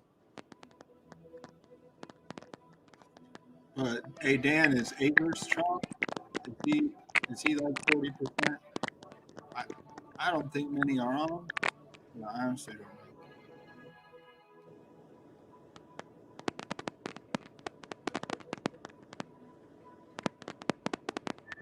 Godwin's matchup is the best on the plate. That's cool. I just liked it at first because of Mike Evans. And I think Mike Evans is still going to be a deep, like we were saying earlier. I just think the 2 running backs that I don't even see the two running backs that I can see in the red zone the most. It's like you hit it on the head, bro.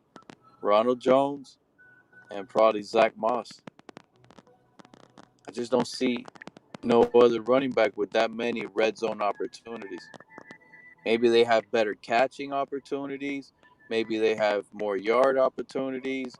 But in the red zone, I could see Buffalo and Tampa just getting there multiple times. The matchup is tough. That I will admit. But who's to say from the 5-yard line, Zach Moss doesn't get 2 scores?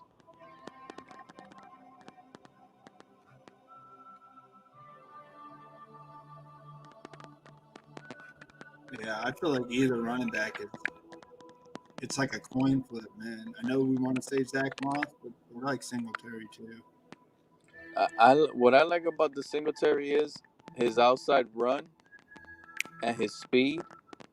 But if they try to use that guy running inside, he could easily get tackled. He's too small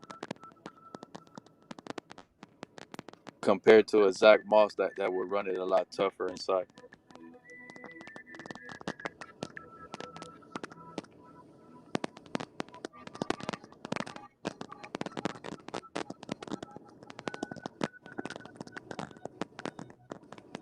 Yeah. Hey, if we don't get to it, do you want to keep on the Sunday slate tomorrow? I'm probably not going to stay on. Or did you want to look at that? Have you looked at the Sunday slate, Pete? What was that? Have you looked at the Sunday slate much? Have you done lineups in it? I just looked at the games and just saw that I really, really, really want to go with Lamar Jackson. Don't really. I like Lamar Jackson. I like the Steelers offense a lot. Those are pretty much the two offenses I like. Maybe like a Dobbins, Lamar Jackson and a Dobbins together. But I really like this Saturday. I want to pin this down because I was heavily on Zach Moss, and now I'm a little wary. Yeah.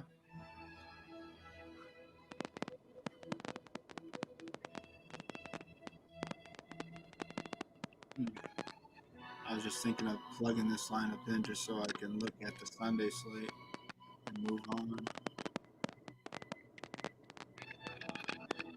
I know nobody likes Greg Olsen. That's just me. I swear, if Greg Olsen scores a touchdown, he's on that Millie, man. That's what it is. He'll be on that Millie, especially in this 3-game slate.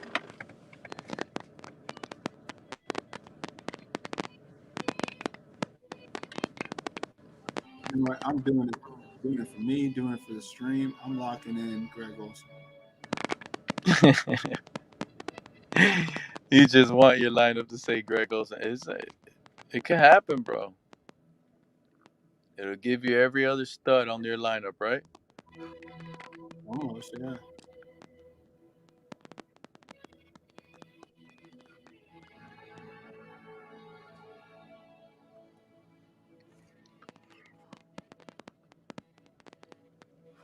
The Bills D, if the Bills score early, like I said, the Bills D is the play, bro. Because if they have to force Phillip Rivers to chucking it all game, bro, that's like bad news, bro. Yeah, I feel like you can still play Hines with Bills D. 100%. You could play Hines. He could have 8 catches and 90 yards.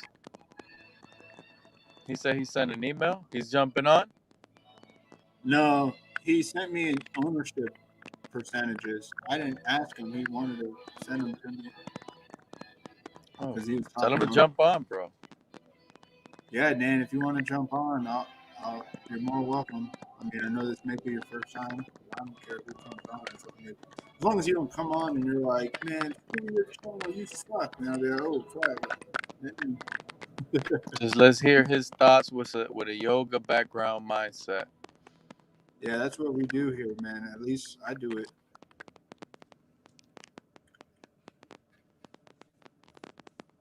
I just finished making a big video, but it has nothing to do with fantasy football. That was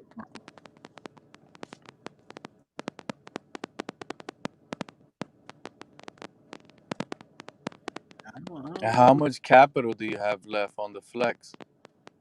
56. And because the rest of that lineup right there looks pretty good, bro. I could probably take Allen out and put Brady and then get Antonio Brown. Wow. And that's the late game. And Mike Evans is banged up. That's his main 2 guys. I mean, I know I said. You like Rojo with Brady? What was that? I said I don't know if Rojo or Brady. I would prefer to maybe get Brady, Godwin, and Gronk, and see what you could get.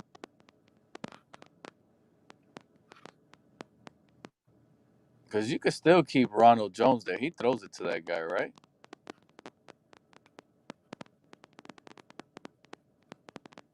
No, not really. And not with that broken finger, right? You can't depend on that guy. Yeah. He's not going to give you no catches, bro. No, I don't think so.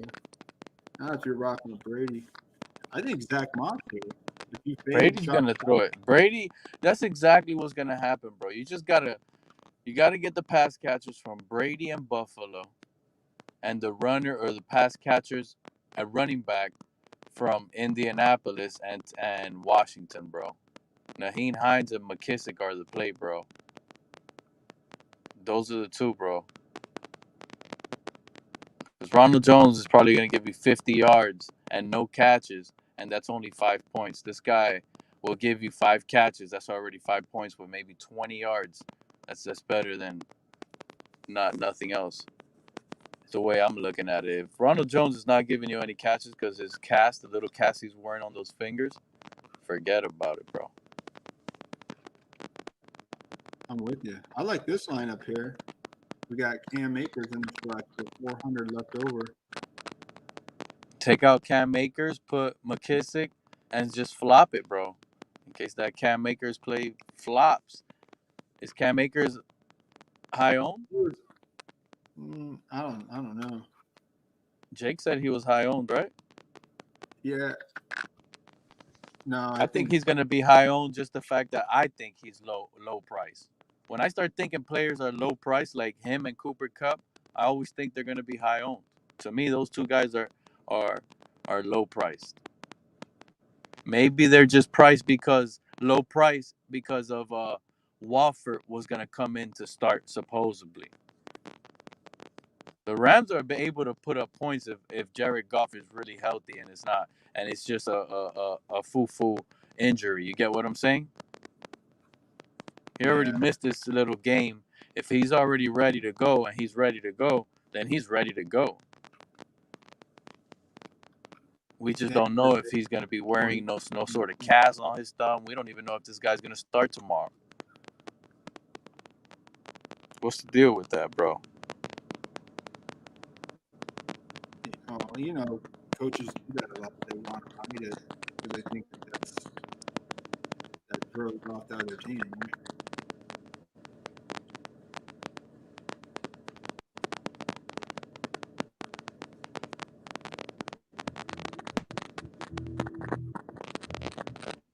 Give me 1 second. Okay. I'm gonna get Dan on if he wants to come on. I'll probably run the stream.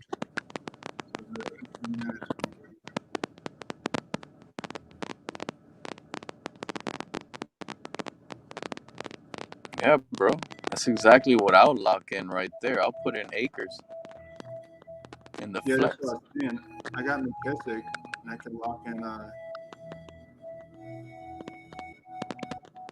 Akers or Beasley or Hilton. Logan Thomas here. With McKissick.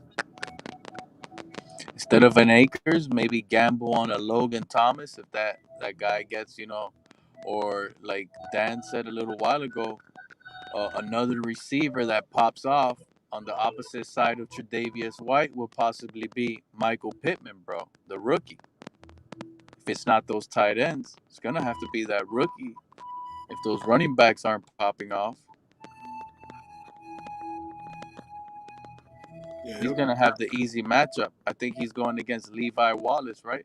They're both about the same height. I'm not sure. I mean, I'm not sure if Levi Wallace is the starter there or if he's playing, but if he is, they should be about the same height. Tall people.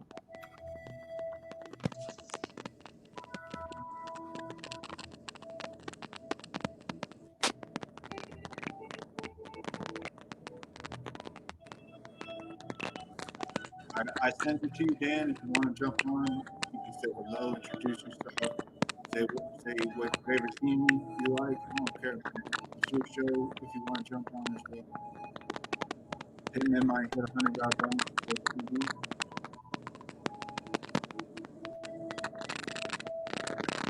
Fine. 3,500. That's a pretty good price.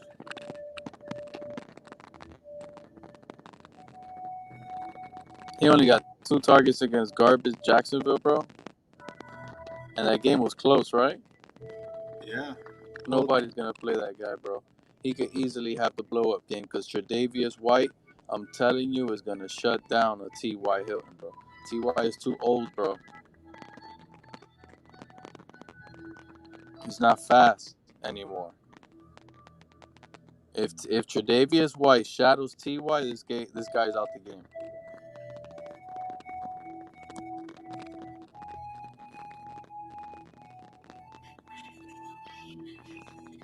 Got Cam Sims. Yeah, he's 3,900 as well.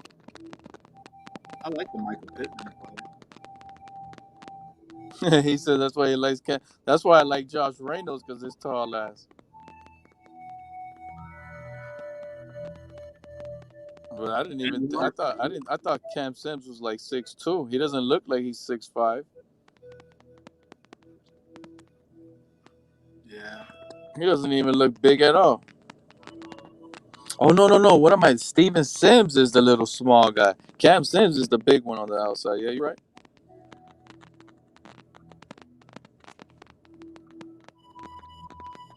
All right, I think Dan's on here. I'm gonna give him a second to set up, and then I'll put you on, man. I mean, just for fun, nothing serious. I don't have a degree in videography. I don't know anything about this. We're good, EJ. We just chilling, bro. Yeah. All right, here, I'm gonna get him on. What's up, bud? What's up, dude? You guys hear me all right?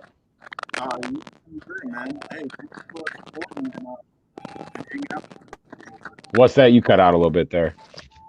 Oh, sorry, brother. I was just saying thanks for coming on. Yeah, no problem, man. I've been watching your show a little bit lately, man. You're a Packers fan, it looks like. A Bills fan? What? I'm a diehard Packers fan. Me too, man. That's my team right there. I'm looking forward to next week's slate already, man. Oh yeah, I'm diehard Packers, man. I've been following them since Brett Favre took over, man.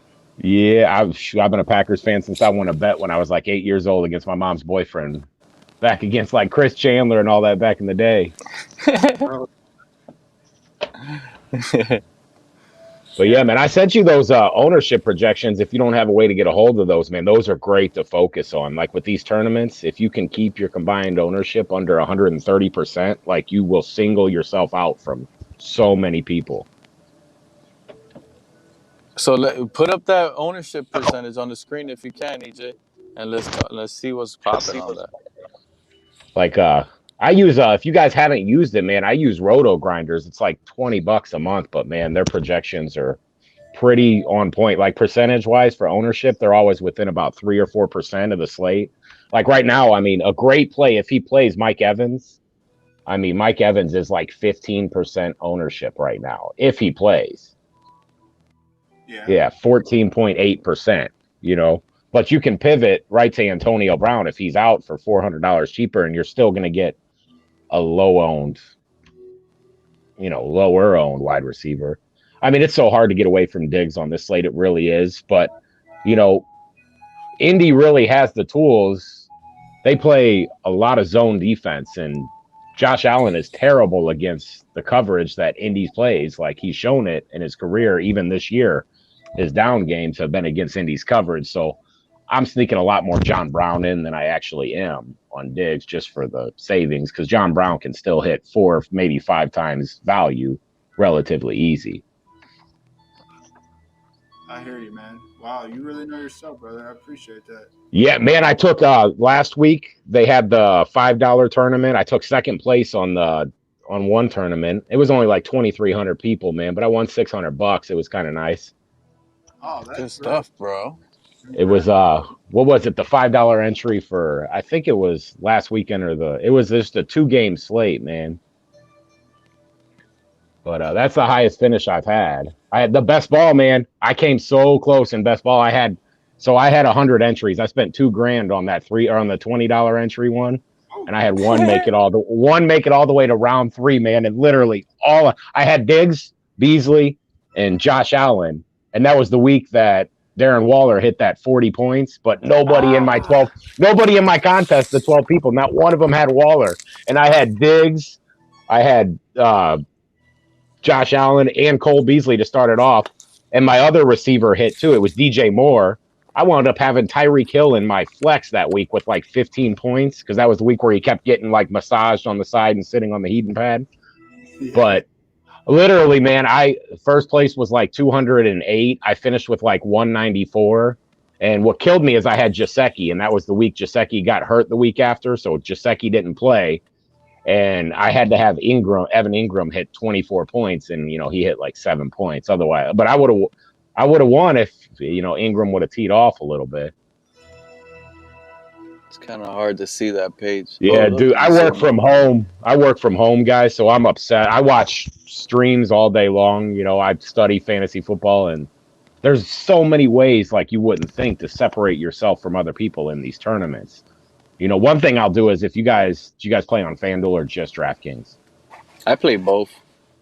I got on FanDuel this year, and I did a lot of the no experience player tournaments, and I had a few high finishes in those just to stack up my bankroll. Good but stuff. FanDuel's got a tournament this weekend. It's $6 entry, $100K to first place, and there's only 60,000 people in the tournament, so I'm gonna hit that one pretty hard. That is a good one. And that one has both slates, Saturday and Sunday, right? And that's what I like. Do you utilize your late switch at all? Me, I don't touch it. Once I roll and switch it. That is so important, man. You think about it, because if you have somebody hit 5 or 6 times value, then you can get off of a tournament play and go right to a cash play to make sure you lock yourself up where you're at. Definitely looking. This weekend would be a good weekend because after Saturday, you have the whole night to worry about your swap for Sunday's games if you enter that one. True. Like a guy, Ebron, I think Eric Ebron might have a big week.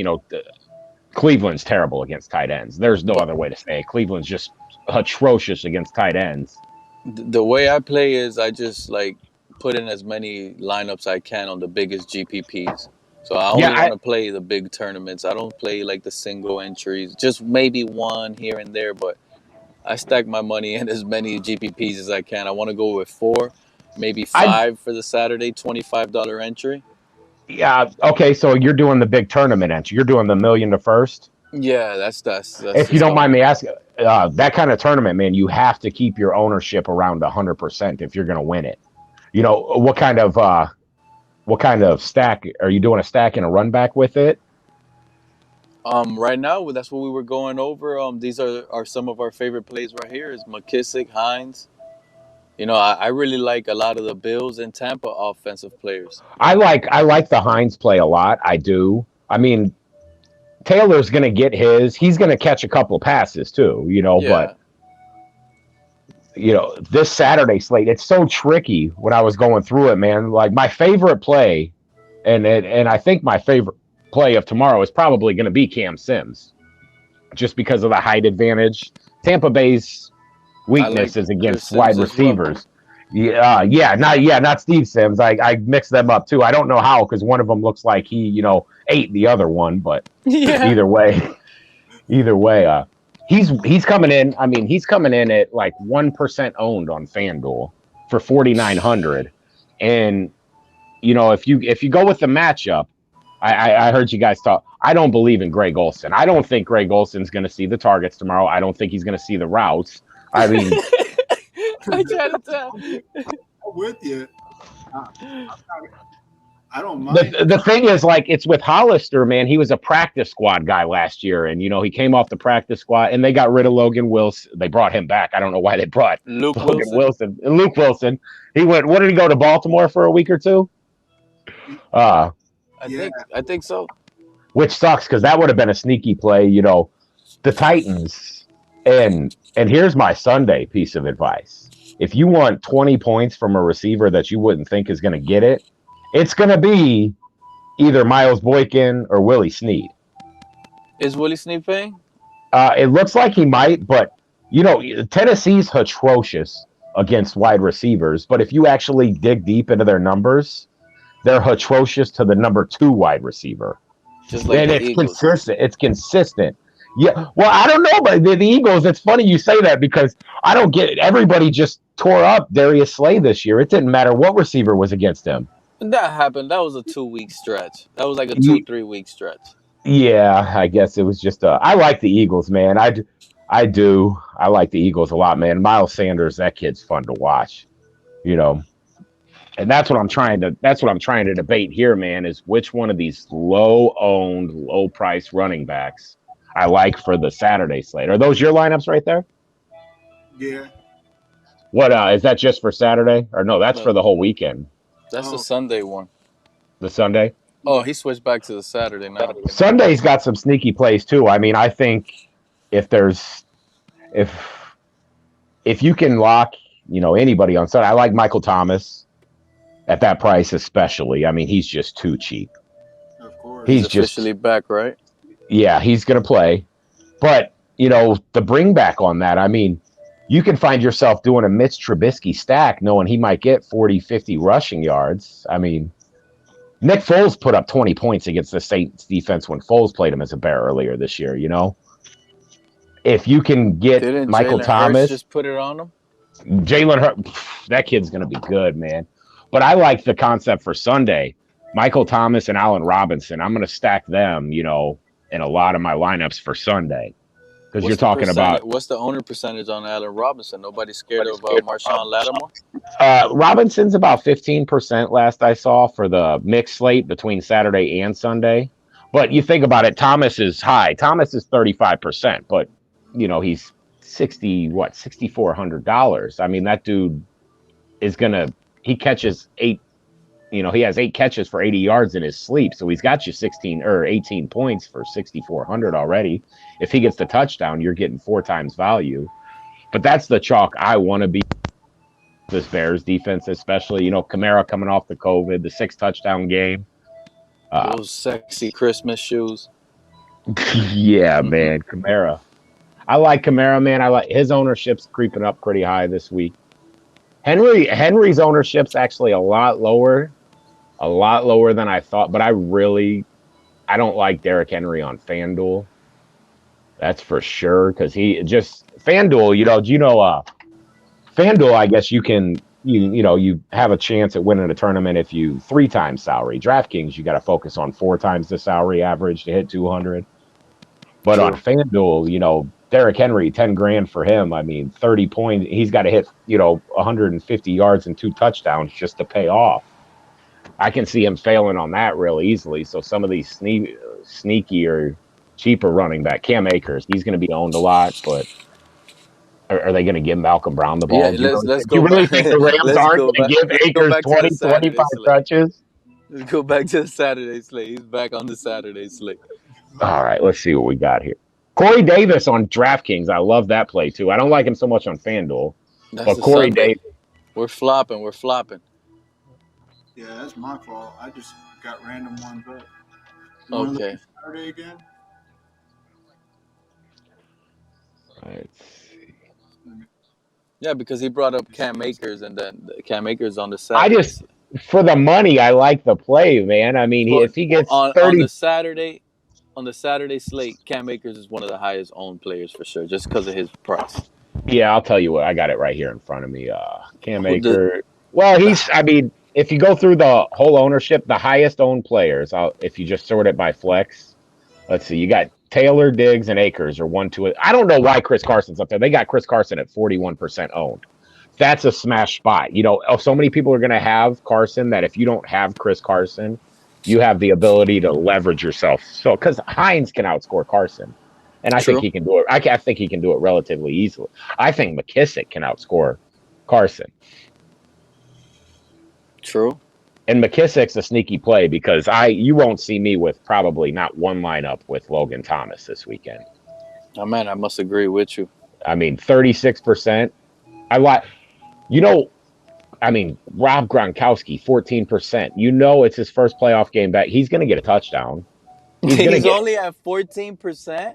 Yeah, Gronkowski. These projections have to be a lie, bro. What do you mean? No, you got Thomas 36, Higbee 16, Dawson Knox 15, Gronkowski 14, Everett and Doyle 7%. I mean, but Jacob Hollister, man, 1.8%. I can see the Rams are so terrible against tight ends. Think about this: for 2,700 for Hollister, if he gets you 5 catches for 60 yards, he's paid off. That's 4 times for just 5 catches for 60 yards. If he gets a touchdown, he gets targets like, let's see, if I pull up Hollister here the last few weeks, the last 3 weeks he's had a red zone target. He didn't 4 weeks ago, but the last 6 weeks he's had at least 1 target in 5 out of 6 weeks. So he had 5 targets. Yeah, he's got, for the year, he's got 1, 2, 3, 4, 5, 6, 7, 8, 9, 10, 11 red zone targets.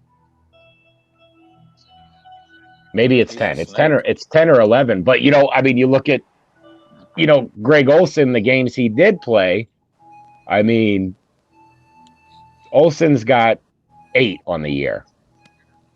And Olsen hasn't had, he was injured. But Olsen also doesn't have but 1 touchdown, and he got it in week 1. I like Olsen. I love the guy, dude. In Carolina, he was the man. A couple years ago. It's just this Rams game. The Rams defense is gonna be great, and I think they're gonna shut. Their DK Metcalf just can't do it against Jalen Ramsey. His best game against him was 2 weeks ago when he had 59 yards or something. Lockett, I can see, Lockett in the slot. He's gonna get his targets. Lockett's like Juju Smith-Schuster to me. I love Juju, but he is the king of catching 6-yard passes. That dude twice this year has had like 10 catches and not hit 100 yards in the game. I don't know how that's possible for a wide receiver. That's another Jarvis Landry. But I like Landry, man. I like Landry, but this weekend I like my flex spot for those mixed days.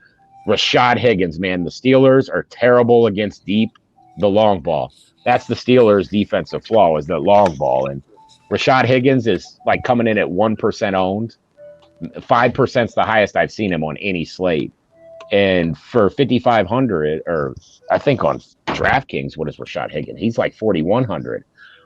This dude, when you look at his numbers, he's kind of an unforgotten person, once Odell got hurt. And he's a free agent next season. So he's working playoff numbers to make playoff money, free agent money. He is. There's some where do you think Allen Robinson's going to go, man? The Bears messed up. But yeah, there you go. Higgins. Look at some of his games. 18 and 21 points. And that's against Baltimore. That's against Marlon Humphrey and Marcus Peters. This guy just had, 6 catches for 68 and a touchdown. For 4,100, you think about what is it? He had 6 for 95. If he scores and gets them extra 5 yards for the 3-point bonus, you're talking about 29 points for $4,000. No, Rashad Higgins. Remember EJ, I was trying to get you on him, bro. Do you really think that? I know Pittsburgh D hasn't been the best lately, but do you really think that you can pick between Chubb and Hunt in this game as a running back that you feel comfortable with? You don't know which one's going to be scripted in. Hunt's cheap. I like Hunt. You could pivot from Higgins to Hunt come late that Sunday night game too. If you make 2 lineups, make the exact same lineup twice, put Higgins in one, put Hunt in one, because one of them's got to do something. And Ebron on the other side. I like Eric Ebron, man. Cleveland's terrible against the tight ends. I don't. And Steelers are pass heavy. Yeah, they are. And I know. How do you feel about the James Conner for the $5,000? I don't like it. I'm still not touching him. I'm not touching him with a 10-foot pole. You see, James Conner to me is a player that I feel you gotta play, bro, because he gets the catches. He does get that. It's not even about the catches. I just feel like they will be able to move the ball, and in that slate, I feel like Baltimore and Pittsburgh are going to be the two teams in the red zone the most. Think about it. Out of those 3 games, who do you feel is going to be in the red zone the most? Whether they go for passing touchdowns or rushing touchdowns, that I can't answer. But we're gambling here on what teams do you feel will be in that red zone? Oh, hands down, the Saints. I mean, Drew Brees doesn't throw the ball more than 10 yards down the field. Yeah, but they clock mongling drives. They do, and you're right. It's so easy with the Saints. I mean, Thomas. I'm playing Thomas and Kamara without Drew Brees, and so because the Drew Brees ceiling has fallen. Taysom Hill takes away opportunity. Drew Brees ceiling is realistically, I think his highest total this year is 23 points in a game. But if he does throw the ball 20 times, you're going to get highly efficient. Yeah, and most of those targets are going to go to Kamara and Thomas. Yeah, Jared Cook might see a couple against Chicago, but you can run Jimmy Graham back in that game. He's low owned, and I don't know if you guys are in on narratives or anything. It's a revenge game. He's playing against the Saints in New Orleans. He's going to score a fucking touchdown against the Saints. I think so. I mean, they're going to make sure he gets 1 touchdown. That Bears offensive line has no chance against that D line right now. They don't, but what does that mean? That means that the Bears have to get early. It's going to be you got Jimmy Graham and Cole Kmet, the 2 tight ends. But, the revenge game narrative. Players always get that touchdown against their old teams. I mean, for $3,100, if Jimmy Graham gets me 12 points. Well, Jimmy Graham could actually be the chip block guy like DJ was saying because Jimmy Graham is actually the better pass blocker than Cole Kmet. So he could be the guy to fake a little block. He blocks for 2 seconds. Boom, he's wide open in the red zone.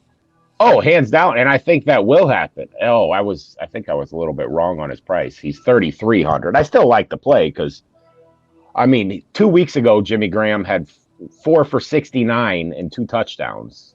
It was the Jaguars. Okay, but if you follow stats, the Saints are one of the worst teams against tight ends in the league.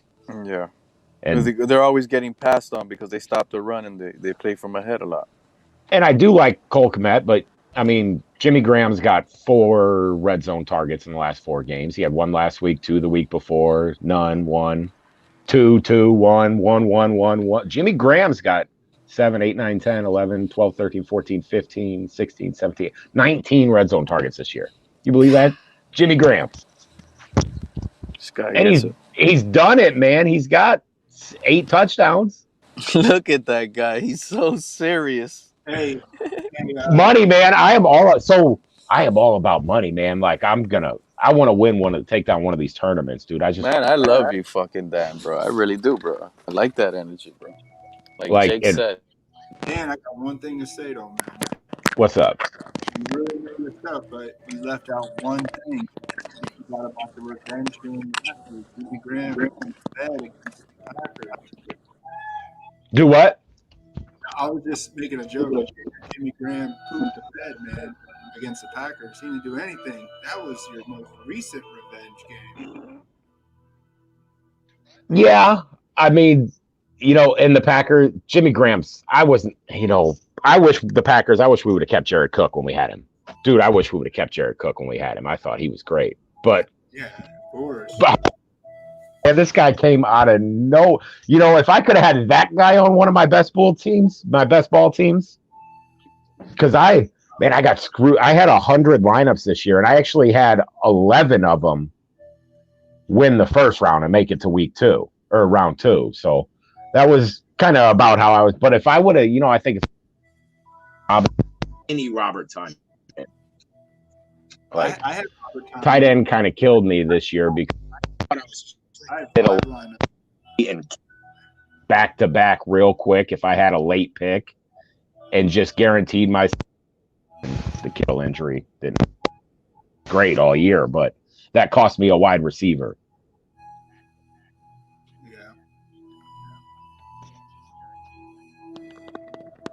Hey, but you guys keep it rolling, man. My phone is at 2%. EJ, you guys blessed Text me, EJ. I'm watching the stream. If anything, I'm gonna get inside, charge it up, and be chatting in the stream on the chat. Yeah, I'll hang out. I'll hang out. Is it EJ? Is that your name there? Yeah, EJ.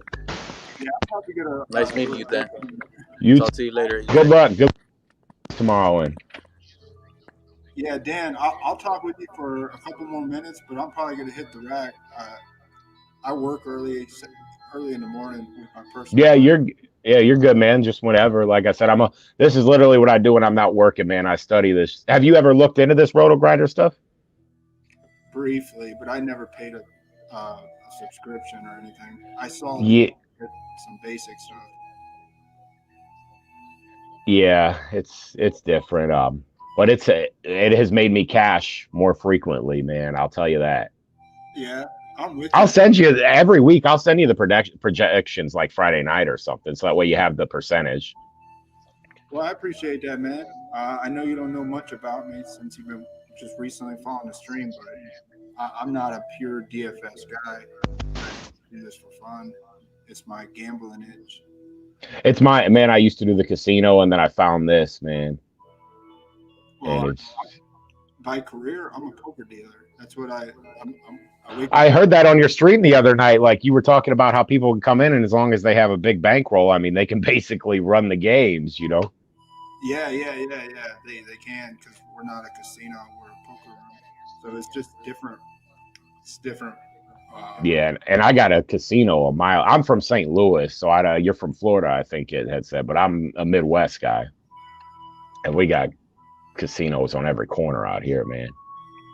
Yeah, man. I would love to. That's why I'm trying to hit one of these lineups so I could buy a van and just travel the nation. Bro, I want to do that. My buddy's doing that up in Washington right now, man. He bought a camper and he bought a little like a Zuzu tracker or Geo tracker that he pulls with it. Yeah, that's cool. Yeah. I got, my work, I can't really travel, man. I work for an insurance company selling like extended warranties. So other than that, man, like I said, I get on here and mess with this football stuff, man. Oh, I bet, man. And listen to music. I listen to a lot of reggae and shit like that. So. Oh, I listen to reggae. There's a couple ganja bands that I like. Oh, really? I'll have to check that. I do a lot of like Dirty Heads, Stick Figure, stuff like that. Yeah, I know Dirty Heads. Yeah, have you ever heard of Cashed Out? Cashed Out? No, I'll have to look them up, man. Oh man, they're local, and they toured with all those guys. They've opened for yeah, they're a good band. Man, I didn't get into reggae till like 6 months ago. This chick I was dating, man, got me into it. Yeah. Yeah, she was from like Italy, but she had traveled all over the world. She's like, yo, I got a different taste in music. Now it's all I listen to, man. Yeah.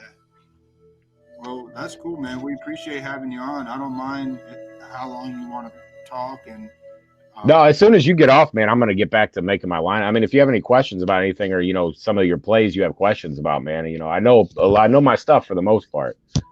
Yeah, man. What defense you liking this weekend, man?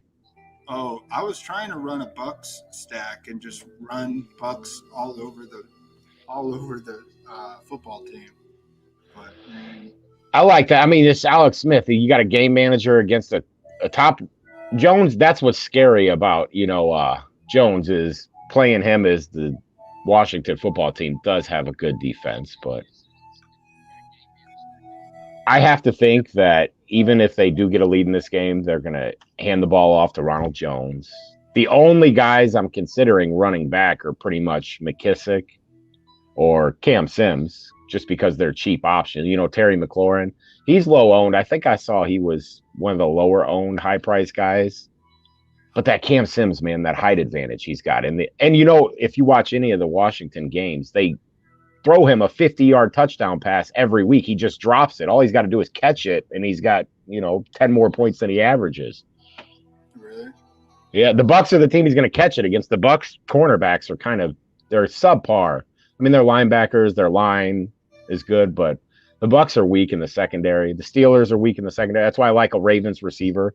Any of your Sunday slates, if you can get a Ravens receiver in there, Snead's the one I'm liking. Just because it's literally the number 2 wide receiver that kills them. I don't get how it is like that, but that's what it is. Yeah, I'm with you, man. But with me and the things I've shown on this show so far is I'm the kind of guy that would play Duvernay.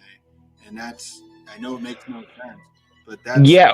And the Duvernay thing's good if you got the, the Baltimore defense to get the double stack on a return. Oh yeah, you did say that in the chat. I do remember that. Yeah. That's a way to win tournaments, man. And if there's anybody to do that with this week, I think I think Hines is going to get a lot of the returns for the Colts, honestly, too. Oh, does he? I don't even know I didn't know he returned. He does get them, but it's like the Chiefs in the playoffs. You see Tyreek Hill back there at times. Oh yeah, I've seen that. I think it's a few more touches for Hines. That's so much. I would do it against Tennessee as the team I would do it against because I don't think Tennessee's special teams is exactly great. Yeah, I like that play. Hey, do you know what the ownership percentage for the Washington defense? Yeah, it's low. I think it's the lowest on. Let me go back to the Saturday slate. We can't get Jake off the Skins defense and off the Skins defense. Yeah, they're the lowest owned. I mean, they're by far the lowest owned. They're 6.7. The next closest one is 11.2. Everybody's on the Seahawks, and the Seahawks are coming in at 22.5%. The Bucs are coming in at 27. Really? Yeah. I like the Rams defense, man, and they're only coming in at 14%. They're coming in under the Bills, Seahawks, Buccaneers. I mean, the only teams with lower owner percentage than the Rams is the Colts and the Washington football team. And I think Tampa Bay and Buffalo are going to score more points than anybody else on Saturday, so I'd rule both of those out. But, you can take that Rams defense and still put Jacob Hollister as a run back, even with the Rams defense, because all he's got to do is get you 12 points to hit 4 times value, and he can touchdown in the. If they got Seahawks projected as, I don't know if the Seahawks are. I see this game as 20-17 is what it might be as a final. Yeah. And that's why I'm getting to Josh Reynolds a lot because he's low owned. He has done really well against the Seahawks. But they take Cooper Kupp off the field a lot in their 2 tight and leave Josh Reynolds on the field. Cooper Kupp's too cheap at 6,000 for a guy who's coming in at it might rise a little bit, but 19.2% is all Cooper Kupp is for a 3-game slate. I mean, if you look at the Saturday and Sunday slate, Cooper Kupp's ownership it's non-existent. But Dan, with everything you're saying, you don't think that Wolford can break the slate if he starts? This dude looked good last week. He really no. Did. I mean, yeah, he looked good last week against Arizona. You got to think, if Wolford starts, I don't know if you saw the message I put in. I think Josh Adams is going to play QB spy the whole game. Yeah. Or Jamal Adams. I mean, you think about that. You look at, Seattle against Arizona. Adams was up, focusing on Kyler Murray. These rushing quarterbacks. They have him as to keep that. So I think the rushing could be there, but you think about it. I mean, if Wolford gets 50 rushing yards, 200 passing yards, and just 1 touchdown, I mean, you're only at 20 points. You're only getting 4 times value. That is good. That's the way I look at it. I don't think how can this guy get 30 points. I think, okay, realistically, if he has a mediocre game, he's going to throw for 200. That's going to be 8 points. He's going to get 50 rushing yards. That's 13. 1 touchdown. That's 7. So that's only 17 points. If he has 200 passing yards, 50 rushing yards, and a touchdown, it's still only 17 points.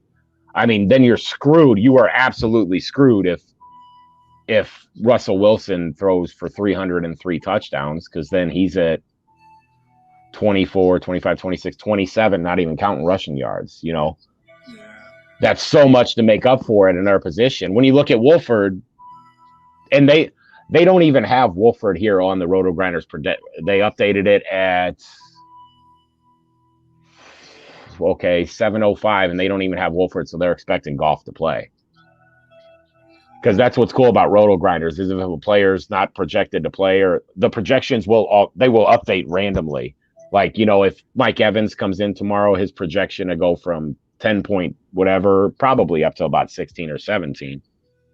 He's going to be really low owned if he plays, though, and he's got like 13 touchdowns this year, man. You can't. I mean, how can I not play Mike Evans? It's his first playoff game. Tampa Bay's never made the playoffs with him. He's their all-time leading receiver, and he's never played a playoff game. He's going to tee off if he plays tomorrow. He might have 2 or 3 touchdowns. What? 2 weeks ago, he had 45 points. You remember that? Yeah. And he's playing Washington. I mean, I get it. He's like Cam Sims, though. Mike Evans is a monster, dude. That dude's 6'6". I mean, all Brady's got to do is throw it in the air.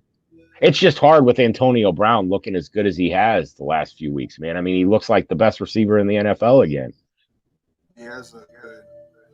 I mean, you think he's got 4 touchdowns in the last 4 games and, like 400 yards or something like that? Dude, playing Mike Evans here, it reminds me of the time that the Packers weren't sure if Adams was going to play. This is like 3 years ago. And he came in at a game-time decision, and he played and scored like 40 Draftkings points. It was nuts. I had him at like 1%. He's just so consistent, man. Like, but I see that with what you're saying with Mike Evans, how he, like, I mean, you think about it because nobody's going to be on him. And that's why, like, did you make any lineups for Saturday and Sunday?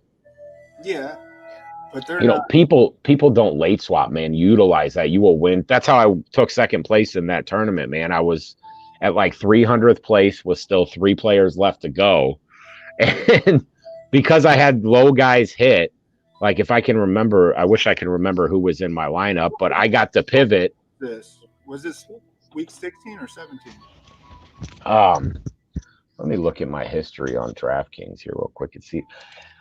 Okay, because I got it on my phone, but I don't know if I pull it up, if it because the week 16 Saturday or the week 16 Sunday night game with the Packers and Titans and the Bills and Patriots, I almost took that 2-game slate down in a $12 single entry. Really? Yeah, I ended up getting 20th place. I was in 4th place. The weekend I finished second. This is how crazy it was the weekend I finished second place. So it was 2 weeks ago. I had at 0.36% ownership, I had fucking Deshaun Jackson, and he had that fucking 81-yard touchdown catch. That's the slate. There was a 2-game slate. It wasn't this past Sunday, but it was the Eagles game beforehand. I had Jalen Hurts stacked with Lamar Jackson. Yeah, he was 3K. But and he only had 15 something points. He got it all on that one play. But that was the tournament I finished second in because it was a 5.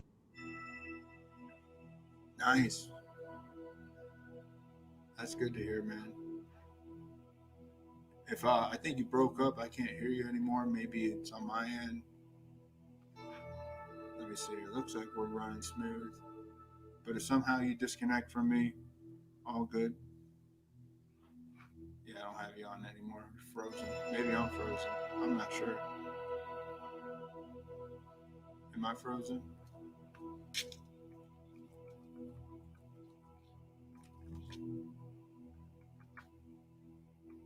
Let's see.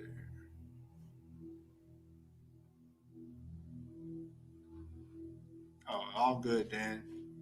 Hey, man, I think I'm gonna wrap it up based on just the way the stream went tonight. It went really well. I had some family on. I had a bunch of friends come on, some close friends, some new friends. It's just good to talk with each other. This is what this stream's all about, man. I'm not trying to take any of your guys' tips and just use them for myself. Nah, that's not how this works with me, man. Not at all. Like, I can already tell, Dan, you know your stuff more than I do. I've been playing like 6 years, but I never got into it where I want to totally, maybe if I hit a big lineup, I came close last year. I don't know if you saw that. I almost hit the $3 100K to first last year. So, yeah, anyways, guys, thank you for coming on. We always end this stream with a yoga mindful breath. So wherever you're at, just come to a nice, comfortable, relaxed, seated position, sitting in your chair, and just resting your arms softly on your thighs, rolling the shoulders down, softly closing the eyes. Take a full exhale out. Breathe in through the nose. Deep inhale, clear the mind, replenish the body with new air, and exhale, release.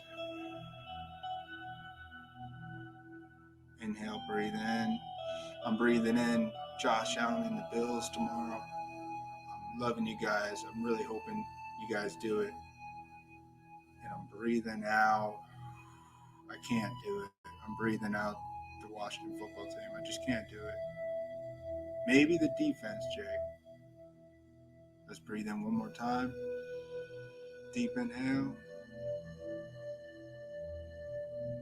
Open mouth. Release. All right, guys. Thank you for coming on. I appreciate it. A lot of fun. It's been my thing just to do a little yoga mindful breaths on the stream. It could be good for anybody to just take a moment to separate your thinking mind from your body and just think about you. Look at your fingers, your wrist, your hand. Just to have that mindset. The more you think about not being egotistic and greedy, like just thinking about the gifts you have, the ability to see, the ability to type. Like we go weeks, months, years not having that conversation with ourselves about that. And that's important. It's important to take care of yourself because that's what keeps you going throughout life. So I'm still working on things in my personal life, but man, I love having the stream open for you guys. You guys can talk your nerd talk about Draftkings. I know a few things, but I love having you guys on. So thank you for coming on, guys. And I wish you guys the best of luck tomorrow. I'll probably jump on maybe Saturday night. It's easy to do the 3-game slate. So if you guys want to jump on Saturday night, we'll talk about Sunday. Maybe we're popping a little bubbly after Saturday. We'll see, man. All right, guys. Have a good night and take care.